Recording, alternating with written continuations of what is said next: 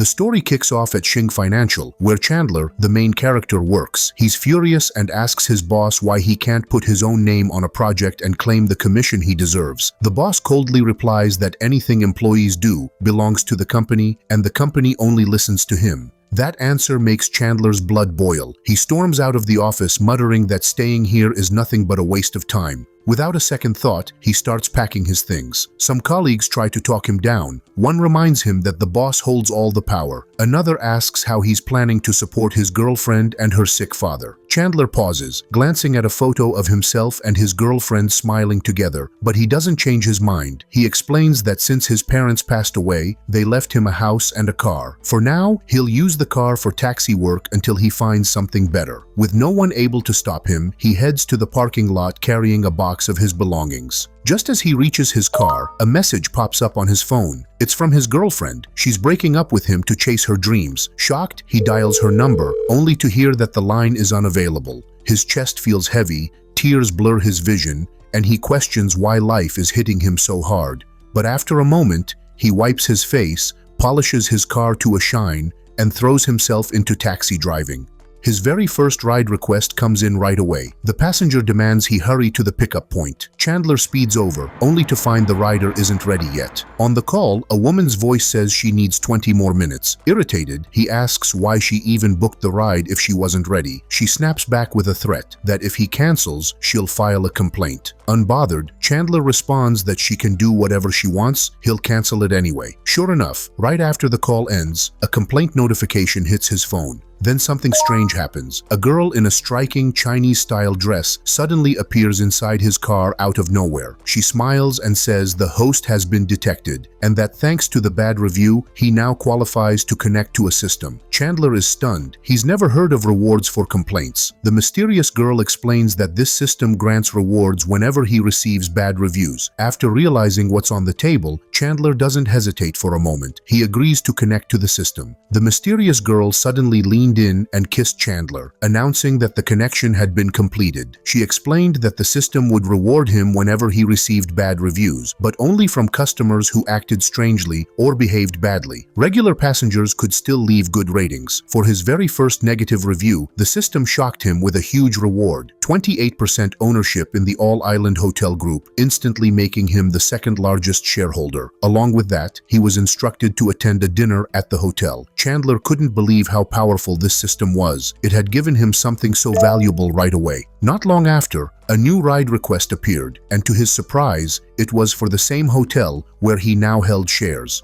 He was convinced this wasn't a coincidence but part of the system's arrangement. Excited, he accepted the order. When he reached the pickup point, a tall, elegant woman approached and confirmed he was her driver before sliding into the car and shutting the door with a sharp slam. As Chandler drove, he glanced in the rearview mirror to check traffic, but the woman snapped at him, accusing him of staring. Caught off guard, he explained that he wasn't looking at her at all. He was watching the road behind. His reply only angered her more, and she called him slow and inexperienced. Irritated, Chandler pressed down on the accelerator, making the car surge forward. The sudden speed frightened the woman, and she shouted at him, demanding to know what he was doing. The faster the car went, the more panicked she became. With tears forming in her eyes, she pleaded for him to stop and admitted she was wrong. But Chandler didn't slow down. Instead, he gave her a chilling choice. Either they risk an accident, or she had to call him Dad if she wanted him to let her out safely.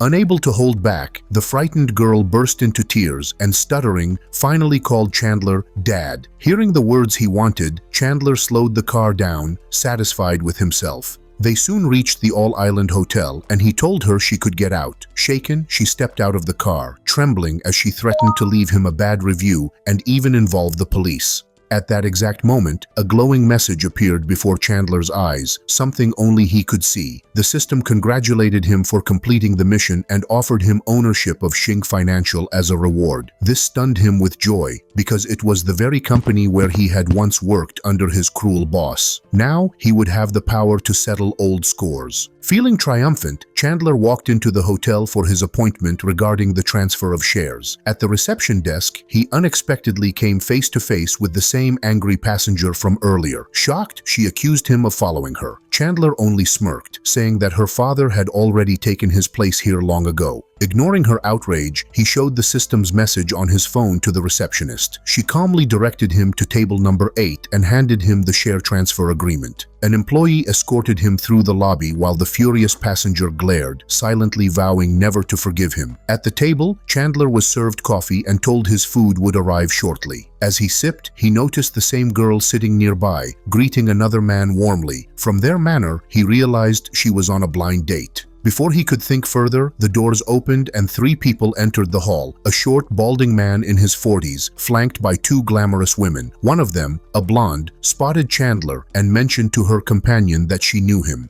She approached, smiling at first, but her expression quickly hardened. She demanded to know why he was there, accusing him of chasing her despite their breakup. Chandler's gaze turned cold as he dismissed her sharply, saying he had no interest in women like her. If they chose to cling to older men for comfort, he said, it was nothing but shameful, and he pitied them for it. The blonde in the red dress lost her temper and slammed both hands on the table, making a loud noise that drew attention. The balding man turned toward her, asking what was wrong. With a sweet, innocent smile, she brushed it off and told him everything was fine, urging him to continue. But the man didn't look convinced. Along with Faye, he walked closer to Chandler's table, deliberately flashing an expensive watch on his wrist as he asked who Chandler was. Chandler smiled casually and replied that he was Faye's ex, that they had just broken up today, and even asked how long the man had been sleeping with her. The balding man stroked Faye's cheek and asked if Chandler was telling the truth. Tears welled up in Faye's eyes as she quickly twisted the story, saying they had broken up long ago, but Chandler kept harassing her, even following her into the hotel to intimidate her.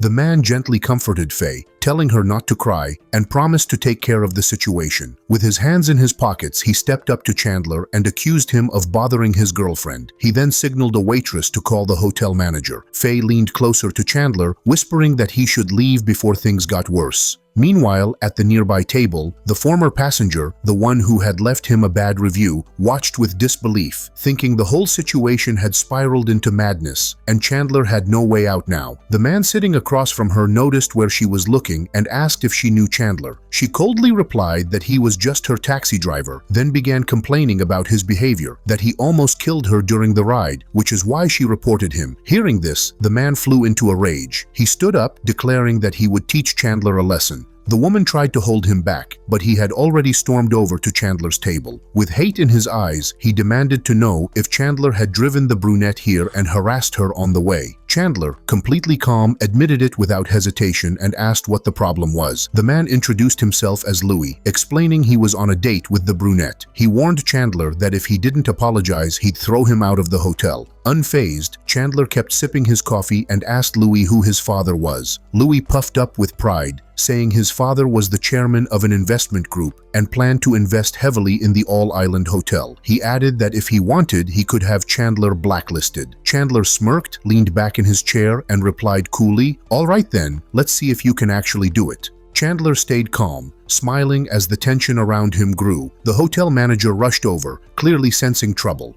The blonde man hurried to the balding one, upset that he hadn't been warned about this meeting. But as soon as he noticed Louis, his mood flipped, grinning like it was the best day ever at the hotel. One of the men went straight to the manager with a complaint. He claimed he had only come to cancel a girl's birthday party, but her ex was harassing them. Right after that, the blonde jumped in too, insisting that Chandler was the one bothering the girl he came with and demanded that the manager throw him out. The manager tried to lighten the mood with a joke, asking who could possibly make both of them so angry. Instantly, the two pointed at Chandler, who didn't even flinch, just kept sipping his coffee. When the manager got a good look at him, his face changed. He recognized Chandler as the new shareholder he'd been warned about and quickly ordered security to remove both troublemakers, banning them from the hotel. The blonde and the balding man were shocked, reminding the manager of their importance. The balding one supplied food to the hotel, and the blonde came from a wealthy investor's family. But the manager ignored them, introducing Chandler as the hotel's second-largest shareholder. Everyone froze in disbelief, including the two girls nearby and even the former passenger, who realized Chandler must be insanely wealthy if he could act so boldly. Chandler calmly told the manager that the services of those two men were no longer required and ordered them out. Watching all this, Faye began to regret her choices, doubting if leaving Chandler was the right move. She quickly dropped to her knees, begging for forgiveness, swearing she had nothing going on with the balding man. The blonde shoved her away, accusing her of being shallow and claiming she should look at him instead, calling himself pure. Chandler wasn't interested. He could see these women were about to start a fight among themselves. The balding man tried to explain, saying he had no idea Faye was already connected to Chandler and had no intention of creating problems. Chandler calmly set his cup down. The blonde snapped at the manager, demanding why they were still around. The manager, eager to please Chandler, didn't hesitate. He called security once again and had both of them thrown out. Security dragged the blonde and the balding man out while one of the girls still tried reaching for Chandler. The balding man kept shouting that it was all a misunderstanding, but Chandler didn't budge. The manager leaned closer, nervously reminding Chandler that Lewis was the chairman's son, an important investor's heir. Chandler cut him off, calm but firm, saying that as long as he was around, they didn't need anyone's investments. Lewis tried to argue back, insisting that being an investor's son wasn't the same as being a shareholder, but the manager had already decided. He ordered Louis to be blacklisted and banned from all hotel branches. Lewis panicked, yelling not to be touched. Trying to save face, Louis turned toward the brunette, inviting her to leave with him instead. He walked away from Chandler's table, clearly hoping to charm her. Chandler noticed this and decided he wasn't going to let Louis win so easily. He stood up, called out to the brunette, and as he approached, he plucked a flower from a vase along the way. Handing it to her with a smile, he apologized for joking earlier at the hotel entrance and invited her to sit with him. The girl hesitated. Since this was a blind date, maybe being with someone more influential made more sense. After a moment, she chose to give Chandler another chance and walked back to his table. Lewis lost his composure, shouting at her, asking if she even realized what she was doing, claiming he'd only stepped in to protect her. But the brunette calmly told him she hadn't asked for his help, and everything he did was for his own pride. Louis snapped, threatening her with trouble if she stayed by Chandler's side. Chandler stepped closer, gently placed a reassuring hand on her shoulder, and smiled, telling her it was fine. He guided her back to the table, promising that if Louis caused her any problems, he'd handle it himself. That only pushed Louis further over the edge. He screamed and raised his hand to hit the girl, but before the strike landed, Chandler caught his wrist midair, his eyes burning with anger. "You dare raise your hand against a woman?" he asked, his voice sharp with disgust. Security rushed in instantly at the manager's command and dragged Louis out as he continued shouting, threatening to tell his father and promising revenge. Chandler ignored the noise. Calmly, he poured red wine into the glasses as if nothing had happened. Chandler handed the glass of wine to the brunette with a gentle smile and suggested they start over properly by introducing themselves. He gave his name and the girl did the same, even promising to delete the negative review she had left earlier so they could begin fresh. Chandler chuckled, telling her she could still leave a review, but this time as a memory of how their acquaintance began. They raised their glasses and clinked them together, sharing a light moment of celebration. At a nearby table, a couple who had watched the entire commotion whispered to each other in surprise, remarking on how bold the rich could be, and thinking to themselves that life must be easier when money is never a concern. The brunette, still smiling, asked about Chandler's family. His expression softened as he explained that his parents had passed away a few years ago and that he now worked as a taxi driver. She, in turn, shared that she came from a small town, worked in a luxury boutique, and was going on blind dates because she hoped to settle down in the city. Chandler admired her honesty, telling her that striving for a better life was nothing to be ashamed of. His words reassured her, and she offered him another drink. After taking a few big sips of wine, her cheeks flushed with warmth and she admitted why she had acted so awkwardly in the taxi earlier. She revealed she had already been on a first date that day, where the man tried to kiss her at the cinema. Chandler guessed that she didn't like the guy, which was why she reacted that way, but the brunette shook her head, clearly offended at the idea, and insisted that kissing on a first date was simply inappropriate. Chandler saw things differently. He said it wasn't about the number of dates, it was about the atmosphere. If the moment felt right, then it didn't matter whether it was the first meeting or the 10th. The brunette disagreed firmly, unable to understand how anyone could want intimacy so quickly. Smiling faintly, Chandler rose from his seat and moved closer. The girl looked at him, her eyes fixed as though waiting to see what he would do. He leaned in, gently lifting her chin with his fingers, and before she could say anything, he kissed her lightly. The kiss was brief, but enough to leave her stunned. Pulling back, Chandler calmly mentioned that he was staying in room 1280, then finished his wine and walked away. The brunette sat frozen, confused about why she hadn't resisted. Her thoughts raced. Did he just invite her to his room? Was she even considering it? She shook her head, embarrassed by where her imagination was going. Meanwhile, Chandler had already arrived upstairs, entering his room 1280. Chandler came out of the shower, a towel loosely tied around his waist. He was just about to relax when someone knocked on the door. Curious and still half-dressed, he opened it, and there stood the brunette. Before he could even ask why she was there, she suddenly leaned in, pressing her lips against his in a heated kiss. When she pulled away, her face turned red and she seemed flustered, unable to explain herself. All she managed to say was that she felt too hot. Chandler realized instantly that the wine had gotten to her.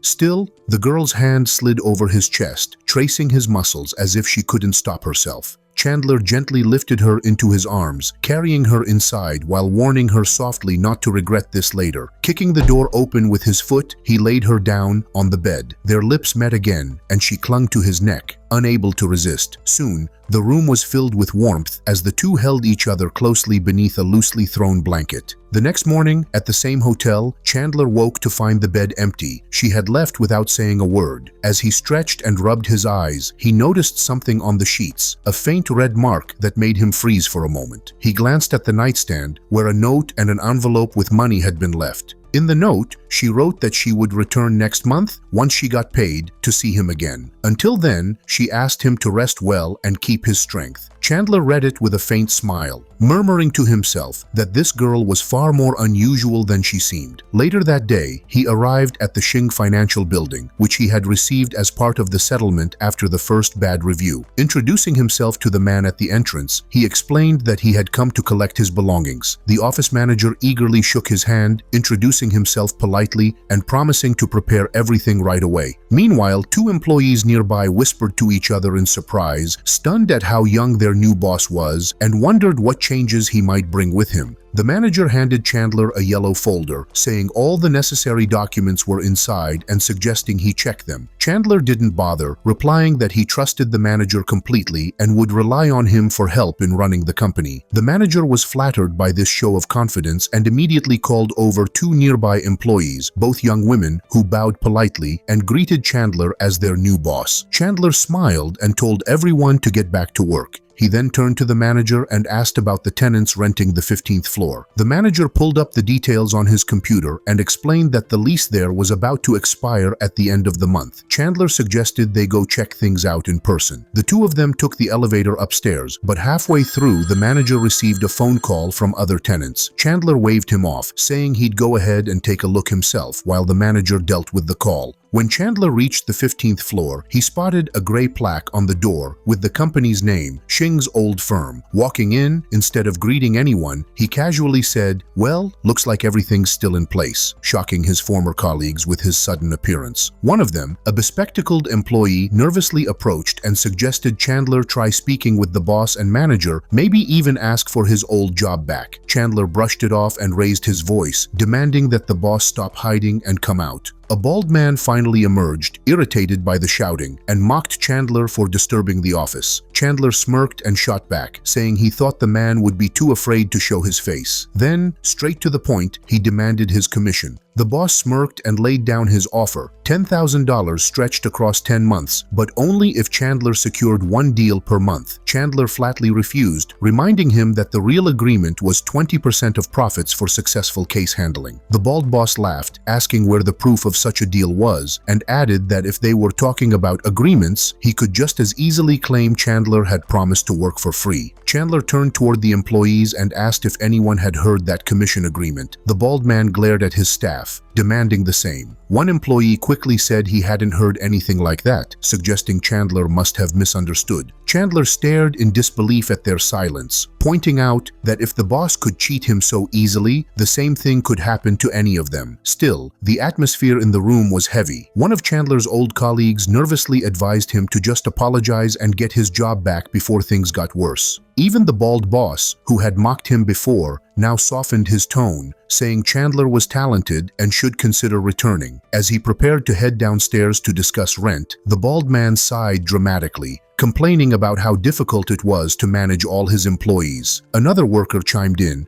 agreeing with him as if to earn favor. Chandler, holding his phone, cut in with a sharp question. He came here to work hard and earn money, so why hadn't he even received what was rightfully his? Is that fair? He asked, lifting the phone just enough for everyone to notice. The boss's face twisted in alarm when he realized Chandler was recording. He shouted at a colleague to close the office door immediately. The sycophantic worker rushed over and slammed it shut. While outside, the manager on a call noticed the door being locked and began to worry. Trying to regain control, the bald man demanded that Chandler delete the recording, promising to let him walk free. He even reached for a nearby monitor, grabbed it, and smashed it against the ground with a loud crash. "Look," he sneered, "you broke the equipment. The cost comes out of your salary." But Chandler stayed calm, holding up his phone. He reminded them that the recording was still running and that it automatically saved to the cloud. Even if he deleted it here, the data wouldn't disappear. That revelation made the bald boss lose his temper, and the sycophantic colleague rolled up his sleeves, suggesting they beat Chandler first and worry about the recording later. Just then, a knock at the door froze the room. The bald man quickly opened it, shocked to find the manager standing there.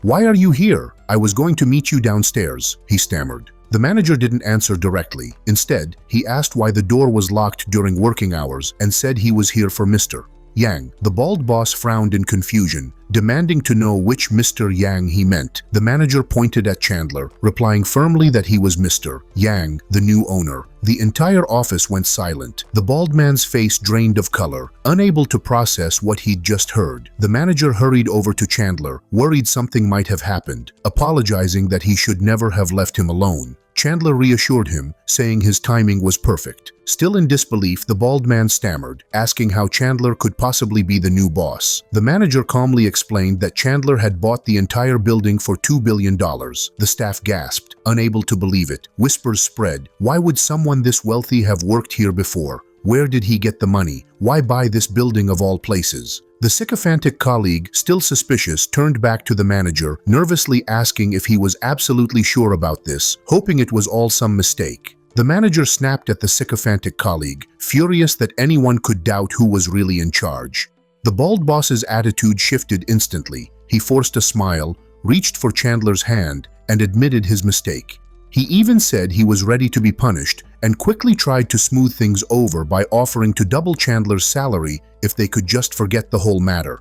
The manager overheard and frowned. "Wait, Chandler actually worked here and you didn't even pay him?" he asked sharply. Turning to the bald man, he reminded him of the lease agreement. The tenants were required to act in good faith. If not, the contract could be broken and triple rent demanded as a penalty. Chandler only smiled and played the recording for the manager, the one where the boss had shamelessly suggested he work for free. The bald man grew pale and hurriedly changed his offer, saying he would pay triple the commission just to settle the issue. But Chandler calmly replied that he didn't want anything extra. He only wanted what was rightfully his. Chandler then announced that he was leaving everything else in the manager's hands to handle as he saw fit, but the bald man panicked, shouting for him to wait. He asked why Chandler wanted to drive him out when he had already admitted defeat. Chandler's eyes went cold as he replied that he never gave his enemies a second chance, then ordered him to step aside. Still desperate, the bald man begged for another discussion, but Chandler refused. In a last-ditch effort, he turned to his employees, offering $50,000 to anyone who would seize Chandler's phone. The office fell silent. Nobody moved. He doubled the offer to $100,000, but his colleagues stayed glued to their seats. Chandler laughed, asking mockingly if the boss really believed anyone would still trust him after everything they had just witnessed. Meanwhile, the manager discreetly clutched his own phone, dialing security and quietly requesting backup on the 15th floor. 10 minutes later, 2 guards rushed upstairs, accompanied by the 2 young women who had greeted Chandler earlier on the first floor. Confused and worried, they asked why they had been called. The manager pointed straight at the bald man now trembling under the watch of security. "Who would dare lay a hand on Mr. Yang?" he demanded. Sweat poured down the bald man's face as he fumbled for a handkerchief, his arrogance completely gone. Chandler simply left the matter in the manager's control and the manager assured him he would take care of everything. Before leaving, Chandler addressed the employees. He told them to take what was rightfully theirs while their boss still had anything left. One by one, his colleagues began to complain. Unpaid overtime, shady business dealings, and false promises. Even the sycophantic worker, the same one who had threatened Chandler earlier, suddenly claimed he had always hated the bald boss but had been too afraid to speak up. Chandler couldn't help but chuckle when he saw the same rude colleague now fuming at the boss, ranting as if he'd never been loyal to him. The sudden change of heart amused Chandler. It was proof of how quickly people could switch sides when it suited them. Meanwhile, the office door, once marked with Xing's humble nameplate, was now sealed with official red tape. The bald boss, packing up his belongings, shot a bitter glare and threatened to take revenge. Chandler calmly told him that he had no one to blame but himself. Turning to his co-workers, Chandler announced his plan to start an advertising agency and offered them a place in his new company. Excited and relieved, many of them eagerly agreed, saying they'd love to work under him. Then his eyes landed on the same colleague who had once tried to beat him. Chandler immediately kicked him out, saying he had no intention of working with someone who had acted like the boss's obedient dog. The man dropped to his knees, begging to join, even promising to testify against his former employer. But Chandler stayed firm, telling him he had no use for traitors. One last hard kick sent the man scrambling out. Chandler then handed over control of the new company to Susie, one of his trusted co-workers, and told everyone to take a 2-week break before reporting back to her with questions. Nervous, Susie admitted she lacked experience and was worried about ruining everything. Chandler reassured her, saying those doubts were normal at the start. Encouraged, she promised to give her best. Grateful, the entire team bowed to Chandler, thanking him for everything he had done in just a short time. They bid him farewell warmly. Stepping into the parking lot of the financial company, Chandler muttered to himself, "That's done. Time to get back to work." Sliding into his car, he accepted a new ride order, just 500 meters away. With a press of the gas, he sped off toward his next task. On the roadside, 2 people were waiting, a young man and a girl. As Chandler pulled up, he recognized the girl immediately, an old classmate. She opened the door, hopped in with the guy, and greeted Chandler with excitement. She quickly introduced her companion as her boyfriend, then introduced Chandler as well, calling him the top student from their institute and even mentioning how admired he had been. The boyfriend, curious, asked Chandler if he had been popular among the girls. Laughing, the classmate admitted he was indeed very popular, then added playfully that it was a shame Chandler already had a girlfriend. The girl leaned forward and casually asked if Chandler and his girlfriend had broken up and whether marriage was ever on the cards. Chandler slowed the car a little and told her they were no longer together. She then pressed further, wondering if he ever regretted turning down so many girls back in college. Chandler remembered rejecting her once but couldn't see why she was dragging it up now. Hugging her boyfriend, she smirked and said she was glad he had rejected her. At least she didn't end up living such a pathetic life, clearly mocking him for being a driver.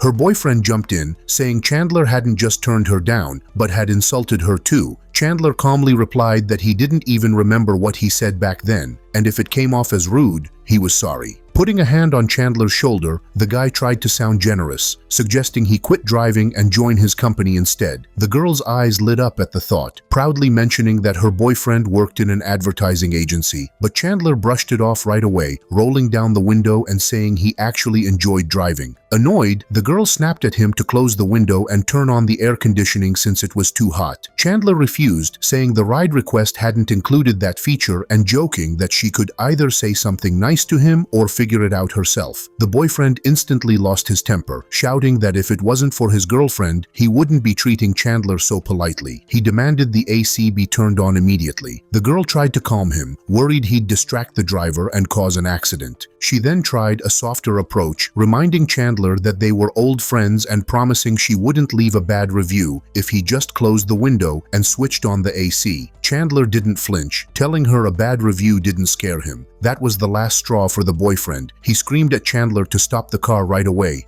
Chandler hit the brakes hard and pulled over. The guy jumped out, kicked the car's fender, and shouted at Chandler to get out. But Chandler had no intention of stepping out. Instead, he told them to enjoy the heat and drove off. The furious boyfriend ran after the car, fists waving, but the vehicle was already gone. Within seconds, he was drenched in sweat under the scorching sun. Looking around helplessly, the couple realized they were stuck on a bridge where taxis weren't even allowed to stop. In frustration, the guy yanked his phone out of his pocket, vowing to file a complaint and hoping this would cost Chandler his job. Chandler kept driving farther from the bridge when a notification popped up on his phone. The system informed him that a new bad review had just earned him $2 million. He smirked at the message, amused by how miserable it must feel to be stuck on that bridge under the burning sun. Meanwhile, the guy's phone buzzed with group chat updates. Their old classmates were talking, led by the same girl Chandler had dropped off. Soon, everyone joined in, mocking him and questioning why he had ended up driving a taxi again. Chandler reached his next stop, calmly parked, and took a sip of tea from a glass. Without losing his cool, he typed back that he had left his old job, was now a driver, and felt no shame about it. To make his point stronger, he even shared the recording of what happened in the car. The chat instantly turned against the girl, calling her shallow and arrogant. Stomping across the bridge in the heat, she fumed when she saw Chandler had posted the video. Her boyfriend exploded with anger, yelling that he wanted to finish Chandler and even suggested setting him up at a party to ruin his image. The girl, instead of stopping him, clung to him with excitement, clearly liking the idea. At that very moment, the guy tossed a coffee cup into a trash bin and noticed an invitation to a dinner party from one of their old classmates. Chandler noticed too, smiled at the message, and coolly replied that whether he showed up or not would simply depend on his mood.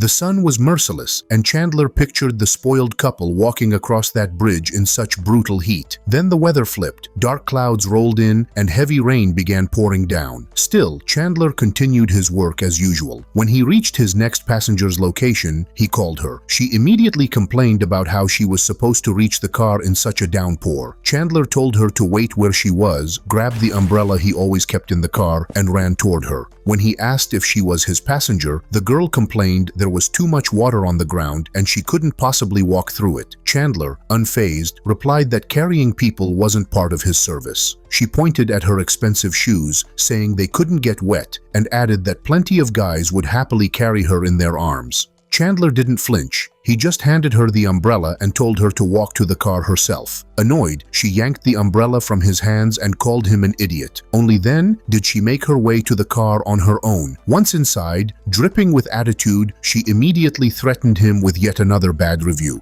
The girl kept threatening him, saying if he behaved like that again, she'd ruin him with another bad review. Chandler didn't care. He simply told her to fasten her seatbelt. The rain outside grew heavier, pounding on the car roof, until finally he stopped and told her they had reached the destination. She immediately started up again, whining about how she couldn't possibly step in the water or her shoes would be ruined. Chandler calmly reminded her that he was driving a car, not a helicopter. He couldn't just land her at the door. She refused to listen, insisting he pull closer, and even threatened another bad review. Chandler just shrugged and said it didn't matter to him. When she still refused to get out, he turned off the engine, grabbed his umbrella, and stepped out. With a wave of his hand, he said she could stay inside if she wanted, but he was off to grab a snack. That pushed her over the edge. She stormed out of the car in the rain, screaming threats about suing him. Chandler didn't even turn his head. He walked past her, got back inside, and started the engine. As he pulled away, he drove right through a puddle, splashing her with muddy water.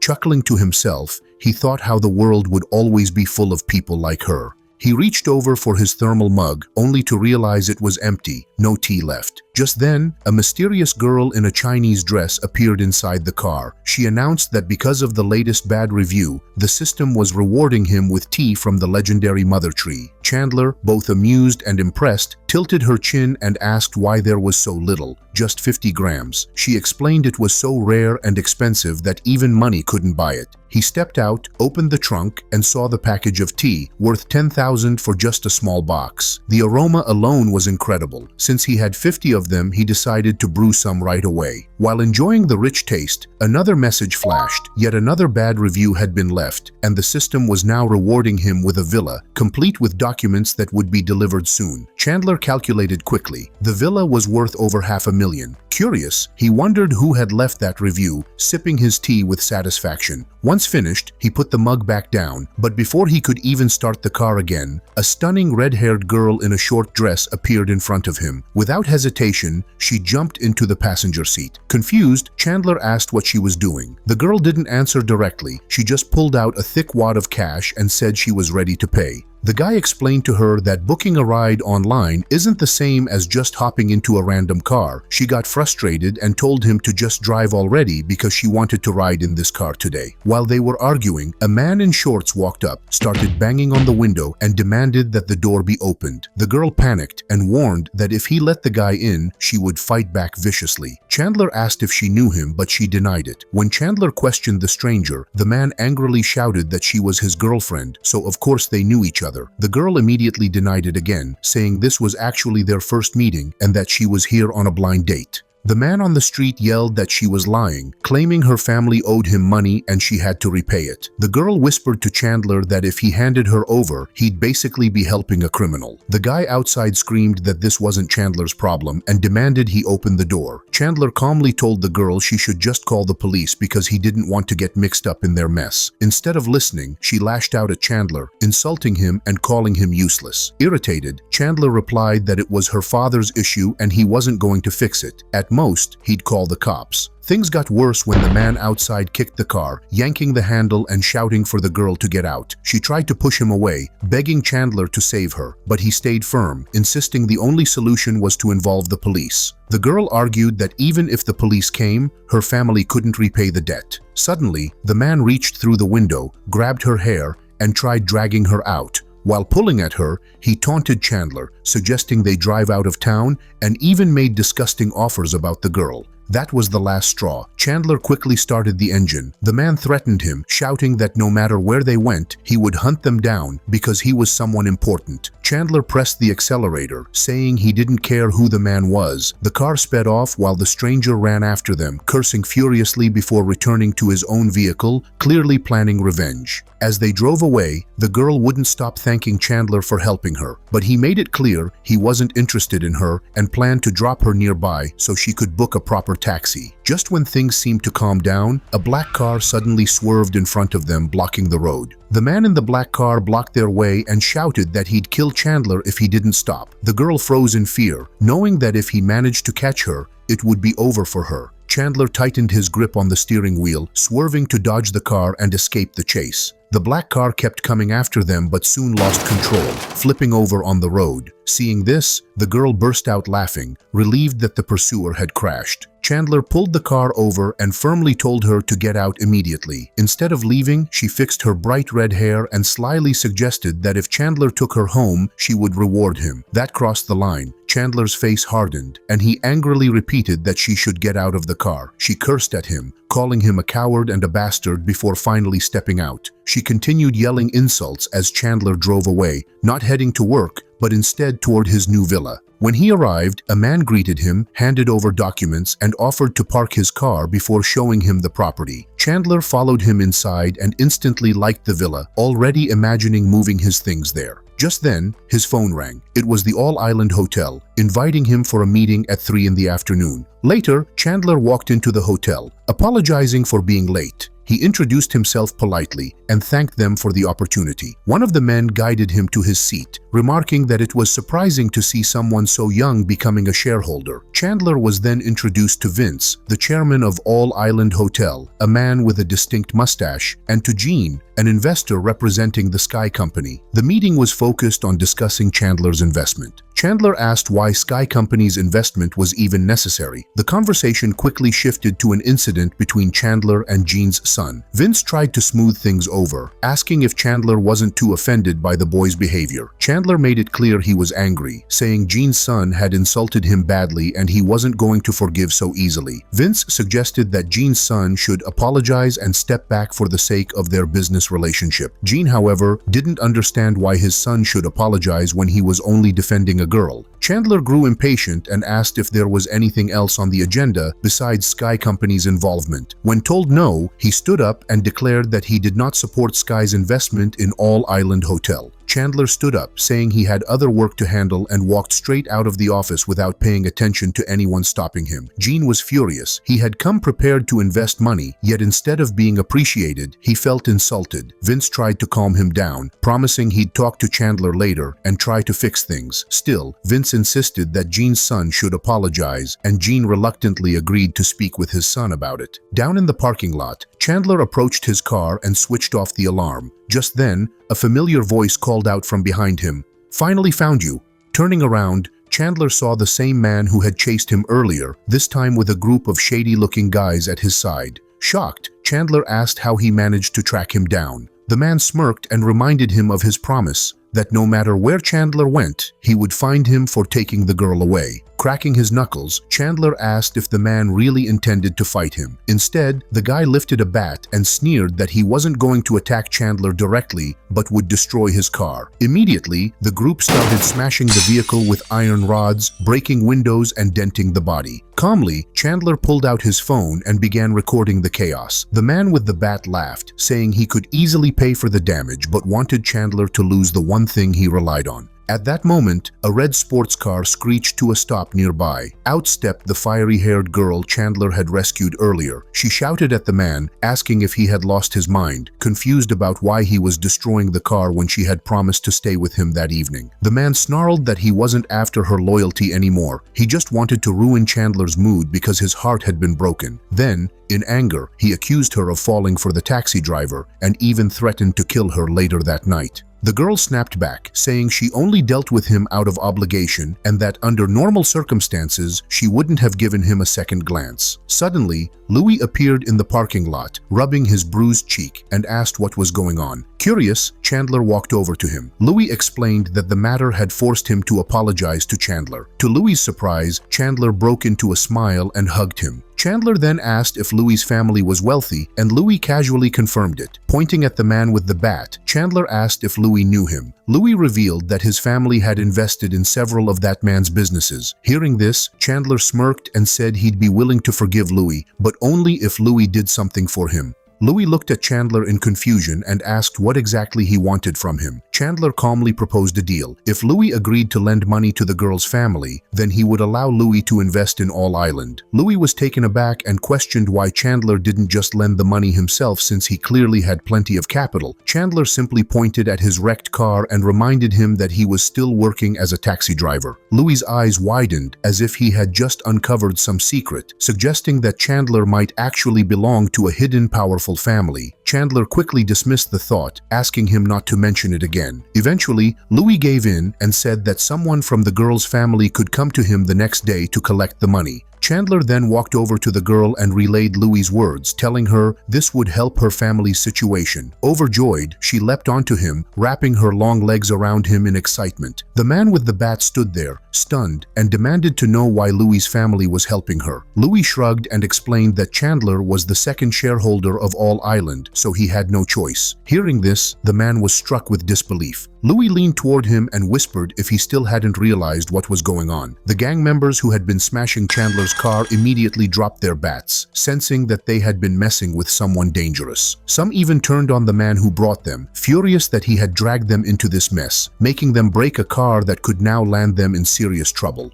Trying to smooth things over, the man pulled out a cigarette and held it out as a peace offering. He nervously admitted that if he had known Chandler was a shareholder in All Island, he would never have dared to behave this way. Chandler glared at him and asked if he really thought things could be settled so easily. Just then, two police officers rushed into the parking lot, demanding to know what was happening and who had reported the incident. The red-haired girl waved them over and explained that it was her friend's car that had been destroyed. The suspicious men immediately betrayed the one who had brought them, pointing at him and saying it was all his idea. The police turned to the man and asked why he had ordered them to smash someone else's vehicle. The man tried to defend himself, introducing his name and accusing Chandler of stealing his girl, so he had acted out of revenge. The officers asked if he was prepared to compensate for the damage. With his arms crossed, the man coldly replied that compensation would only be possible through a court decision. The police reminded him that destroying property was a criminal offense and couldn't simply be brushed aside with money. When the man arrogantly started bringing up his father's influence, the officer cut him off, saying it didn't matter who his father was, he had committed a crime and would be punished for it. Cornered, the man finally backed down, agreeing to pay for the damage and offering $100,000 in compensation. But Chandler shook his head, rejecting the settlement and firmly stating that he would pursue legal action. The man quickly raised the offer to $200,000, arguing that Chandler's car was old and not even worth more than that. Chandler pointed at his wrecked car and firmly replied that he wasn't after money. What he wanted was justice.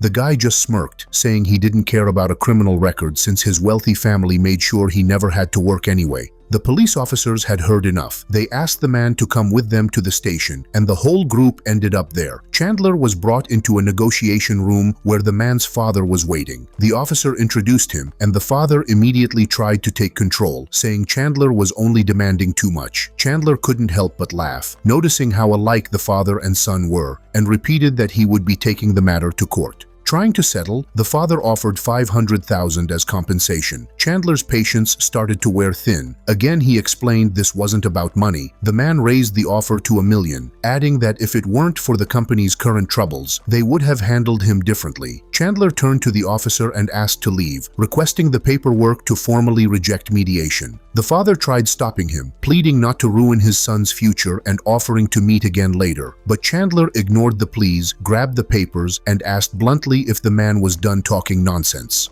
While signing the document, he remarked that he had grown up facing threats from creditors, so he wasn't afraid of anything this man could throw at him. With the papers signed, he declared, "I'll see you in court," and walked out as the father shouted after him. Leaving the station, Chandler went straight to a real estate agency. A woman at the entrance greeted him, handed him a set of keys, and asked if he had any questions about the price. Chandler simply replied that he agreed with the market value. She informed him that the house was officially his and told him to call anytime if he needed help. Walking away with the keys, Chandler thought about how he needed to buy a new car to continue working. Just then, his phone rang. In front of him appeared a woman in a traditional Chinese dress, informing him that a new complaint had been received and that a bonus was being activated. Excited, Chandler listened as she explained that a luxury car was waiting for him in the parking lot, disguised to look like an ordinary one so he could keep working as a taxi driver. She handed him the keys and Chandler smiled, saying the system was really looking out for him. With the new keys in hand, he decided it was finally time to head home and rest. Chandler settled into his new home, relaxing by the pond in Villa Number 1. He leaned back in a chair, eating ice cream and soaking in the peaceful atmosphere. From a distance, two figures could be seen on the balcony of Villa Number 8, its owner, Iola, and her manager. The manager had just invited her to dinner. Curious, Iola asked if she had found out anything about the new neighbor in Villa Number 1. The manager explained that the guards had learned he was a young man who drove an ordinary-looking car and didn't seem like a typical wealthy resident. That piqued Iola's interest. She suspected he might be from an influential family and instructed her manager to take 2 bottles of wine to Villa Number 1 as a neighborly welcome gift. Soon after, the doorbell rang at Chandler's villa. When he opened the door, the manager from Villa Number 8 stood there, holding a bag with the wine. She explained it was a small gift from her lady, a gesture of goodwill from next door. Chandler politely asked for the owner's name, and the woman told him it was Miss Iola. Chandler introduced himself, expressed gratitude, and even invited her in, but the woman declined, saying she had only come to deliver the gift. After a polite farewell, she returned to Villa Number 8. Iola, who had been watching from the doorway, asked how it went. The manager smiled and said Chandler seemed well-mannered and kind. He thanked her for the wine and promised to return the favor. Pleased with the report, Iola dismissed her manager for the night. Meanwhile, Chandler glanced at the clock. It was only 10 p.m. Too early to sleep, he thought, so he decided to take his new car out for a drive. Cruising through the evening streets, he soon received a new order. The ride request led him to a cinema where a young couple was waiting. Pulling up, Chandler announced that he was their driver and reminded them to fasten their seatbelts. The girl quickly explained that she was a student and begged him to get her to the hostel within 15 minutes. Otherwise, she wouldn't be allowed inside. Chandler checked his navigator. It showed at least 20 minutes of driving. He warned that it would be tough to make it on time. The boyfriend leaned forward and urged Chandler to hurry, insisting his girlfriend must reach the hostel before curfew. Secretly, though, he hoped Chandler wouldn't succeed. In his mind, if she couldn't get inside, she'd have no choice but to spend the night with him. Unaware of the boy's scheme, Chandler pressed harder on the accelerator, determined to beat the clock. The girl thanked him warmly for trying, while her boyfriend scowled, clearly unhappy with that promise.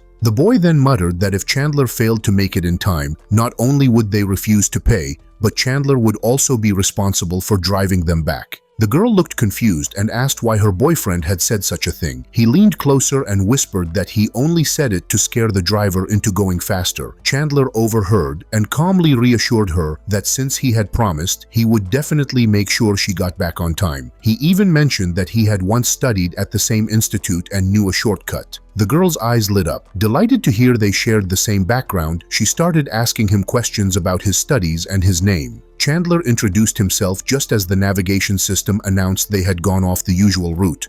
The boyfriend immediately grew restless, demanding to know why Chandler had deviated. Chandler explained that this way would cut about 5 minutes off the trip, giving her a real chance to make curfew. The girl was thrilled and said how lucky they were to have such a driver. She even asked for his number in case she needed help again. Ignoring the boyfriend's sour mood, Chandler sped toward the dormitory. The car stopped right at the entrance and the girl dashed out, waving to the caretaker to keep the gate open. She turned back, thanked Chandler warmly, and left with a smile, relieved to have made it in time. Chandler then turned to the guy who was left in the back seat and asked where he wanted to go. The boy smirked, saying he'd place another order and continue the ride. Suddenly, Chandler's screen flashed a message. He had received a bad review. Surprised, he wondered who could have left it. After all, this was his first ride of the day. That's when it became obvious. It was the guy sitting behind him. Almost immediately, a notification from the system appeared, telling Chandler he had unlocked a real combat skill that was activating right then and there. He could feel something unusual coursing through his body, a strange strength he hadn't experienced before. Chandler turned and directly asked why the guy left a bad review when he had delivered the girl on time. The passenger smirked darkly and told him to just keep driving, promising to explain later. Chandler did as asked and took him to his destination, but once again asked why. The boy ignored him, making a call instead. Within moments, 3 thugs rushed over, banging on the car and demanding Chandler step out. Confused, Chandler asked again what this was all about. The boy finally spat out the truth. He had deliberately stalled his girlfriend, planning that she wouldn't make it to the hostel and would have to stay with him. Chandler ruined everything by getting her there on time. Furious, the boy leapt out of the car, swearing, and kicked the side mirror, ordering Chandler to come out. Chandler stayed seated, his mind racing. He had just unlocked a new ability. This was the perfect chance to test it. The 3 hooligans circled the car with bats in their hands, clearly planning to finish him quickly. Chandler stopped the guy before things went any further and told him to wait. The boy smirked, assuming Chandler was scared, and taunted him, saying if he wanted to be spared, he should kneel and beg for forgiveness. Otherwise, the gang would beat him senseless. Chandler simply pointed at a nearby street camera and calmly remarked that the whole attack would be recorded. He suggested they go somewhere else if they really wanted to fight without leaving evidence.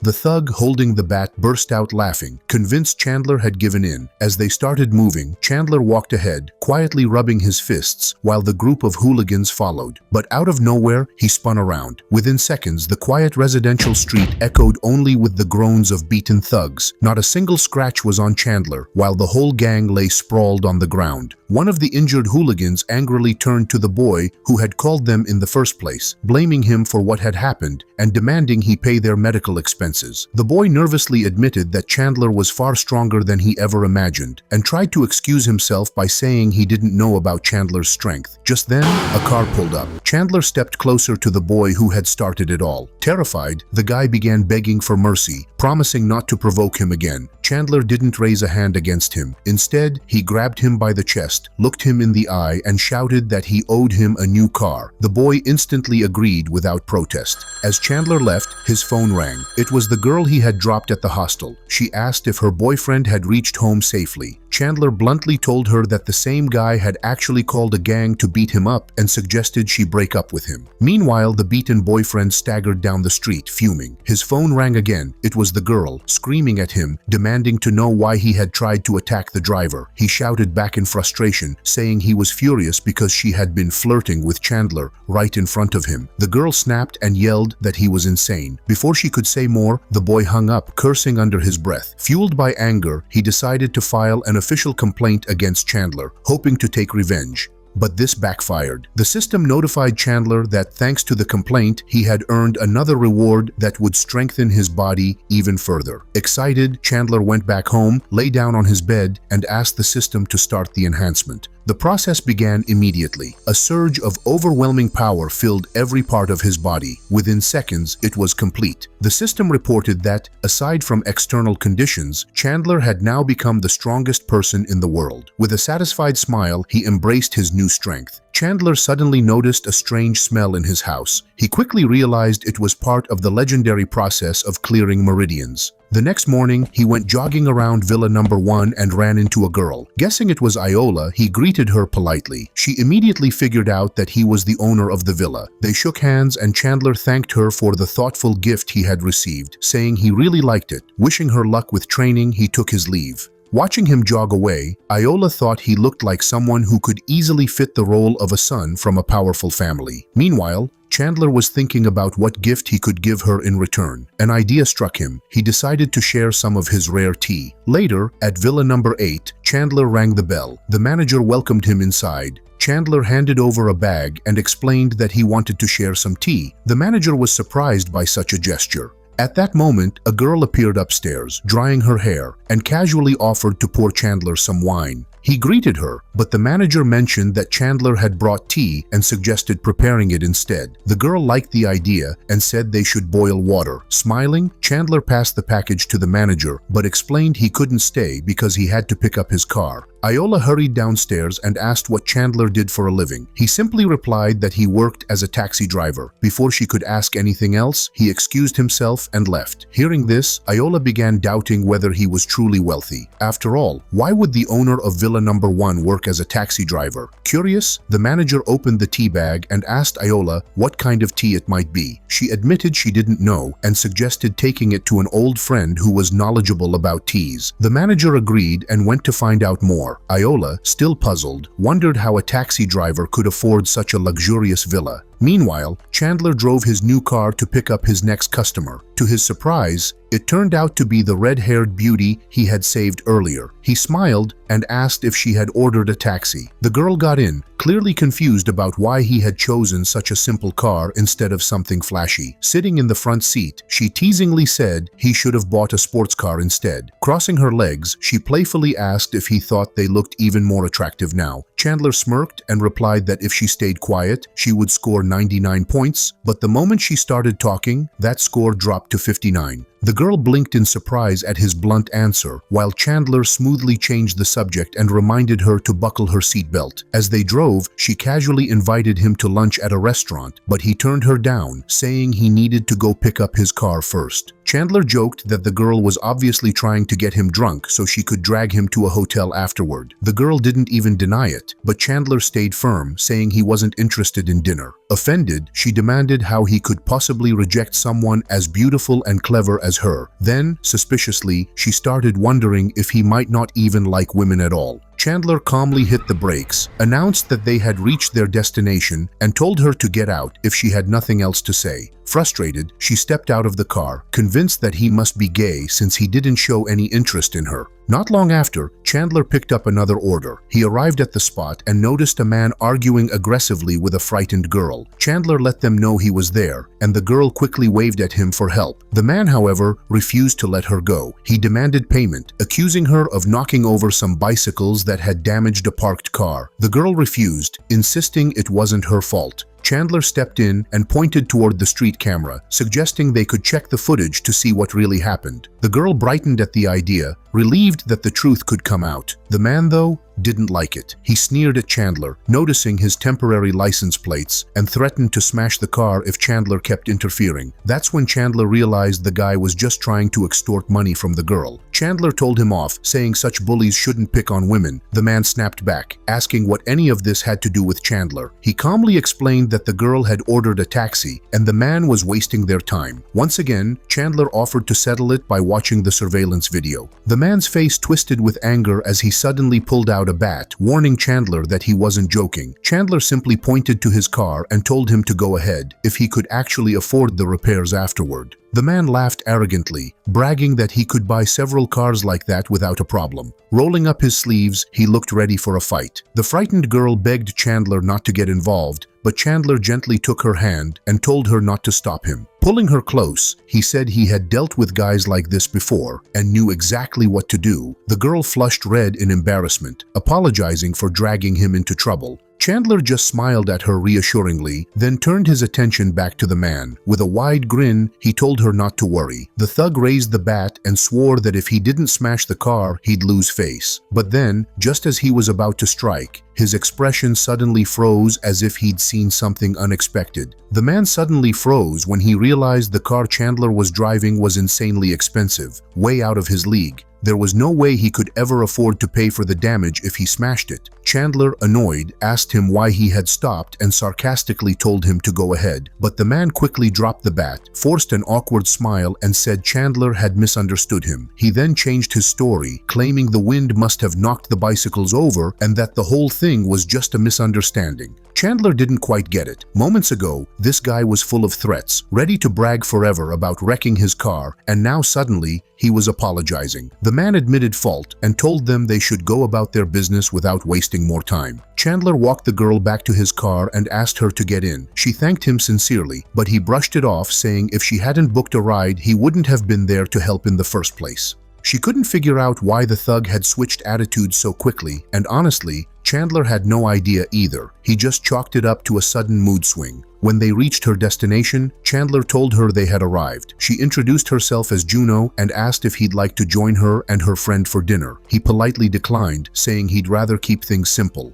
Before leaving, Juno asked for his phone number so she could reach him again if she needed a ride. They exchanged contacts, and she stepped out, watching as Chandler drove away. A few minutes later, as he drove off, hunger kicked in. Spotting a cafe, he pulled over, the polished bumper of his car gleaming under the lights. Inside, he found a table and ordered food. Just as he settled down, his phone buzzed with a new message. It was from Juno. She wrote in a panic that someone had slipped something into her drink and begged him to help. The address matched the same building he was sitting in. Without wasting time, Chandler got up and told the waitress to quickly check what was going on in room 302. But before she could even move, a man walked into the hall, someone Chandler immediately recognized. Behind him, two women were holding Juno by her arms, practically dragging her. Her face was flushed, and she begged them to let her go. The women insisted they were just taking her back to the dorm. Chandler leaned his chair slightly, angling himself toward them. Then, with one sharp motion, he kicked the chair straight at the thug, the same guy who had threatened him earlier. The man staggered back, stunned to see Chandler again, and angrily demanded how he had gotten free so quickly. Instead of explaining, he barked at Chandler to stay out of it. The man shouted at the two girls to follow him, but Chandler quickly stepped in and blocked their way. He demanded to know who they were and what exactly they planned to do with Juno. One of the girls nervously stammered that Juno had simply drunk too much and they were just helping her back to the hostel. Chandler raised an eyebrow and held out his phone, showing them the message Juno had sent asking for help. Both the man and the girls froze, clearly shocked and unprepared for this. One of the girls tried to cover up, fumbling for an excuse, while the man suddenly blurted out that he was Juno's boyfriend. Chandler didn't buy it for a second. He calmly called the police, telling them to come and sort out the situation. The man's temper snapped. He accused Chandler of making things unnecessarily complicated. Then, without warning, he bolted, leaving the girls behind. One of them quickly shoved Juno toward Chandler, insisting she had nothing to do with what was happening. Chandler caught her and gently patted her cheek to wake her up. Slowly, Juno's eyes fluttered open. In a weak voice, she begged Chandler to take her away. He lifted her into his arms and asked the waitress nearby to unlock the room. Just then, the door swung open and Chandler carried her inside. He set her down on the sofa, and she kept pleading with him to save her. He handed her a glass of water and asked how she had ended up in such a situation. Juno explained that she had been invited for dinner by two friends, but when she arrived, the man was there as well. She didn't trust him and was about to leave, but he offered her some juice. After drinking it, she suddenly felt dizzy. Chandler told her straight that something, probably sleeping pills, had been slipped into her drink and asked why she even accepted it. Outraged, Juno shot up from the sofa and said she would definitely report everything to the police. Chandler agreed, pulling out his phone, determined that those people wouldn't get away so easily. Not long after, a police car pulled up, and Juno went with the officers to give her statement. Chandler could only hope the man wouldn't escape punishment this time. Later, Chandler returned to his villa. Outside, he ran into the manager of Villa number 8. Curious, he asked why she was there. The woman greeted him warmly, saying she was glad to see him back. She explained that Iola wanted to invite him to dinner and had sent her to ask if he'd agree. Chandler smiled tiredly and said he was exhausted tonight, but tomorrow evening he'd be happy to host them at his place instead. The manager nodded, promising to prepare several dishes for the dinner. When she returned to Villa number 8, a young girl there asked why she had come back alone. The manager replied that Chandler had politely refused for now. She mentioned to the girl that the guy had invited them for dinner the next day, and the girl was surprised because he was the only one bold enough to refuse. Iola said she'd go meet him anyway. Later, our hero got a call from Juno, who told him that her neighbor admitted everything, though she was sure the man had pressured her. Our hero promised he'd handle it the following day. When he went for his next ride request, a couple was waiting. The man sat in the front seat while the woman got in the back. Our hero asked them to buckle up. Out of nowhere, the man in front slipped off his shoes, and a terrible smell spread inside the car. Covering his nose, our hero told him to put his shoes back on and buckle up. The man refused, saying he was tired and just wanted to rest. Chandler warned him again, either put on the shoes or get thrown out. Instead, the man started threatening him with a bad rating. The woman in the back defended the passenger, saying a taxi driver had no right to complain about smelly feet. This really pushed Chandler's patience, and he repeated his warning. The man still refused, insisting he wasn't going to leave and there was nothing Chandler could do. At that point, Chandler stepped out, opened the passenger door, grabbed the man's arm, and threw him out in one move. The woman started screaming for help, drawing attention from people nearby. She kept yelling for punishment against Chandler, but when he explained the situation, a bystander caught the foul smell and backed him up. Soon, everyone around criticized the man for his shameless behavior in such an expensive car. The passenger, shocked, finally noticed the car's luxury make. The woman seemed doubtful until her boyfriend confirmed it was worth $1 million.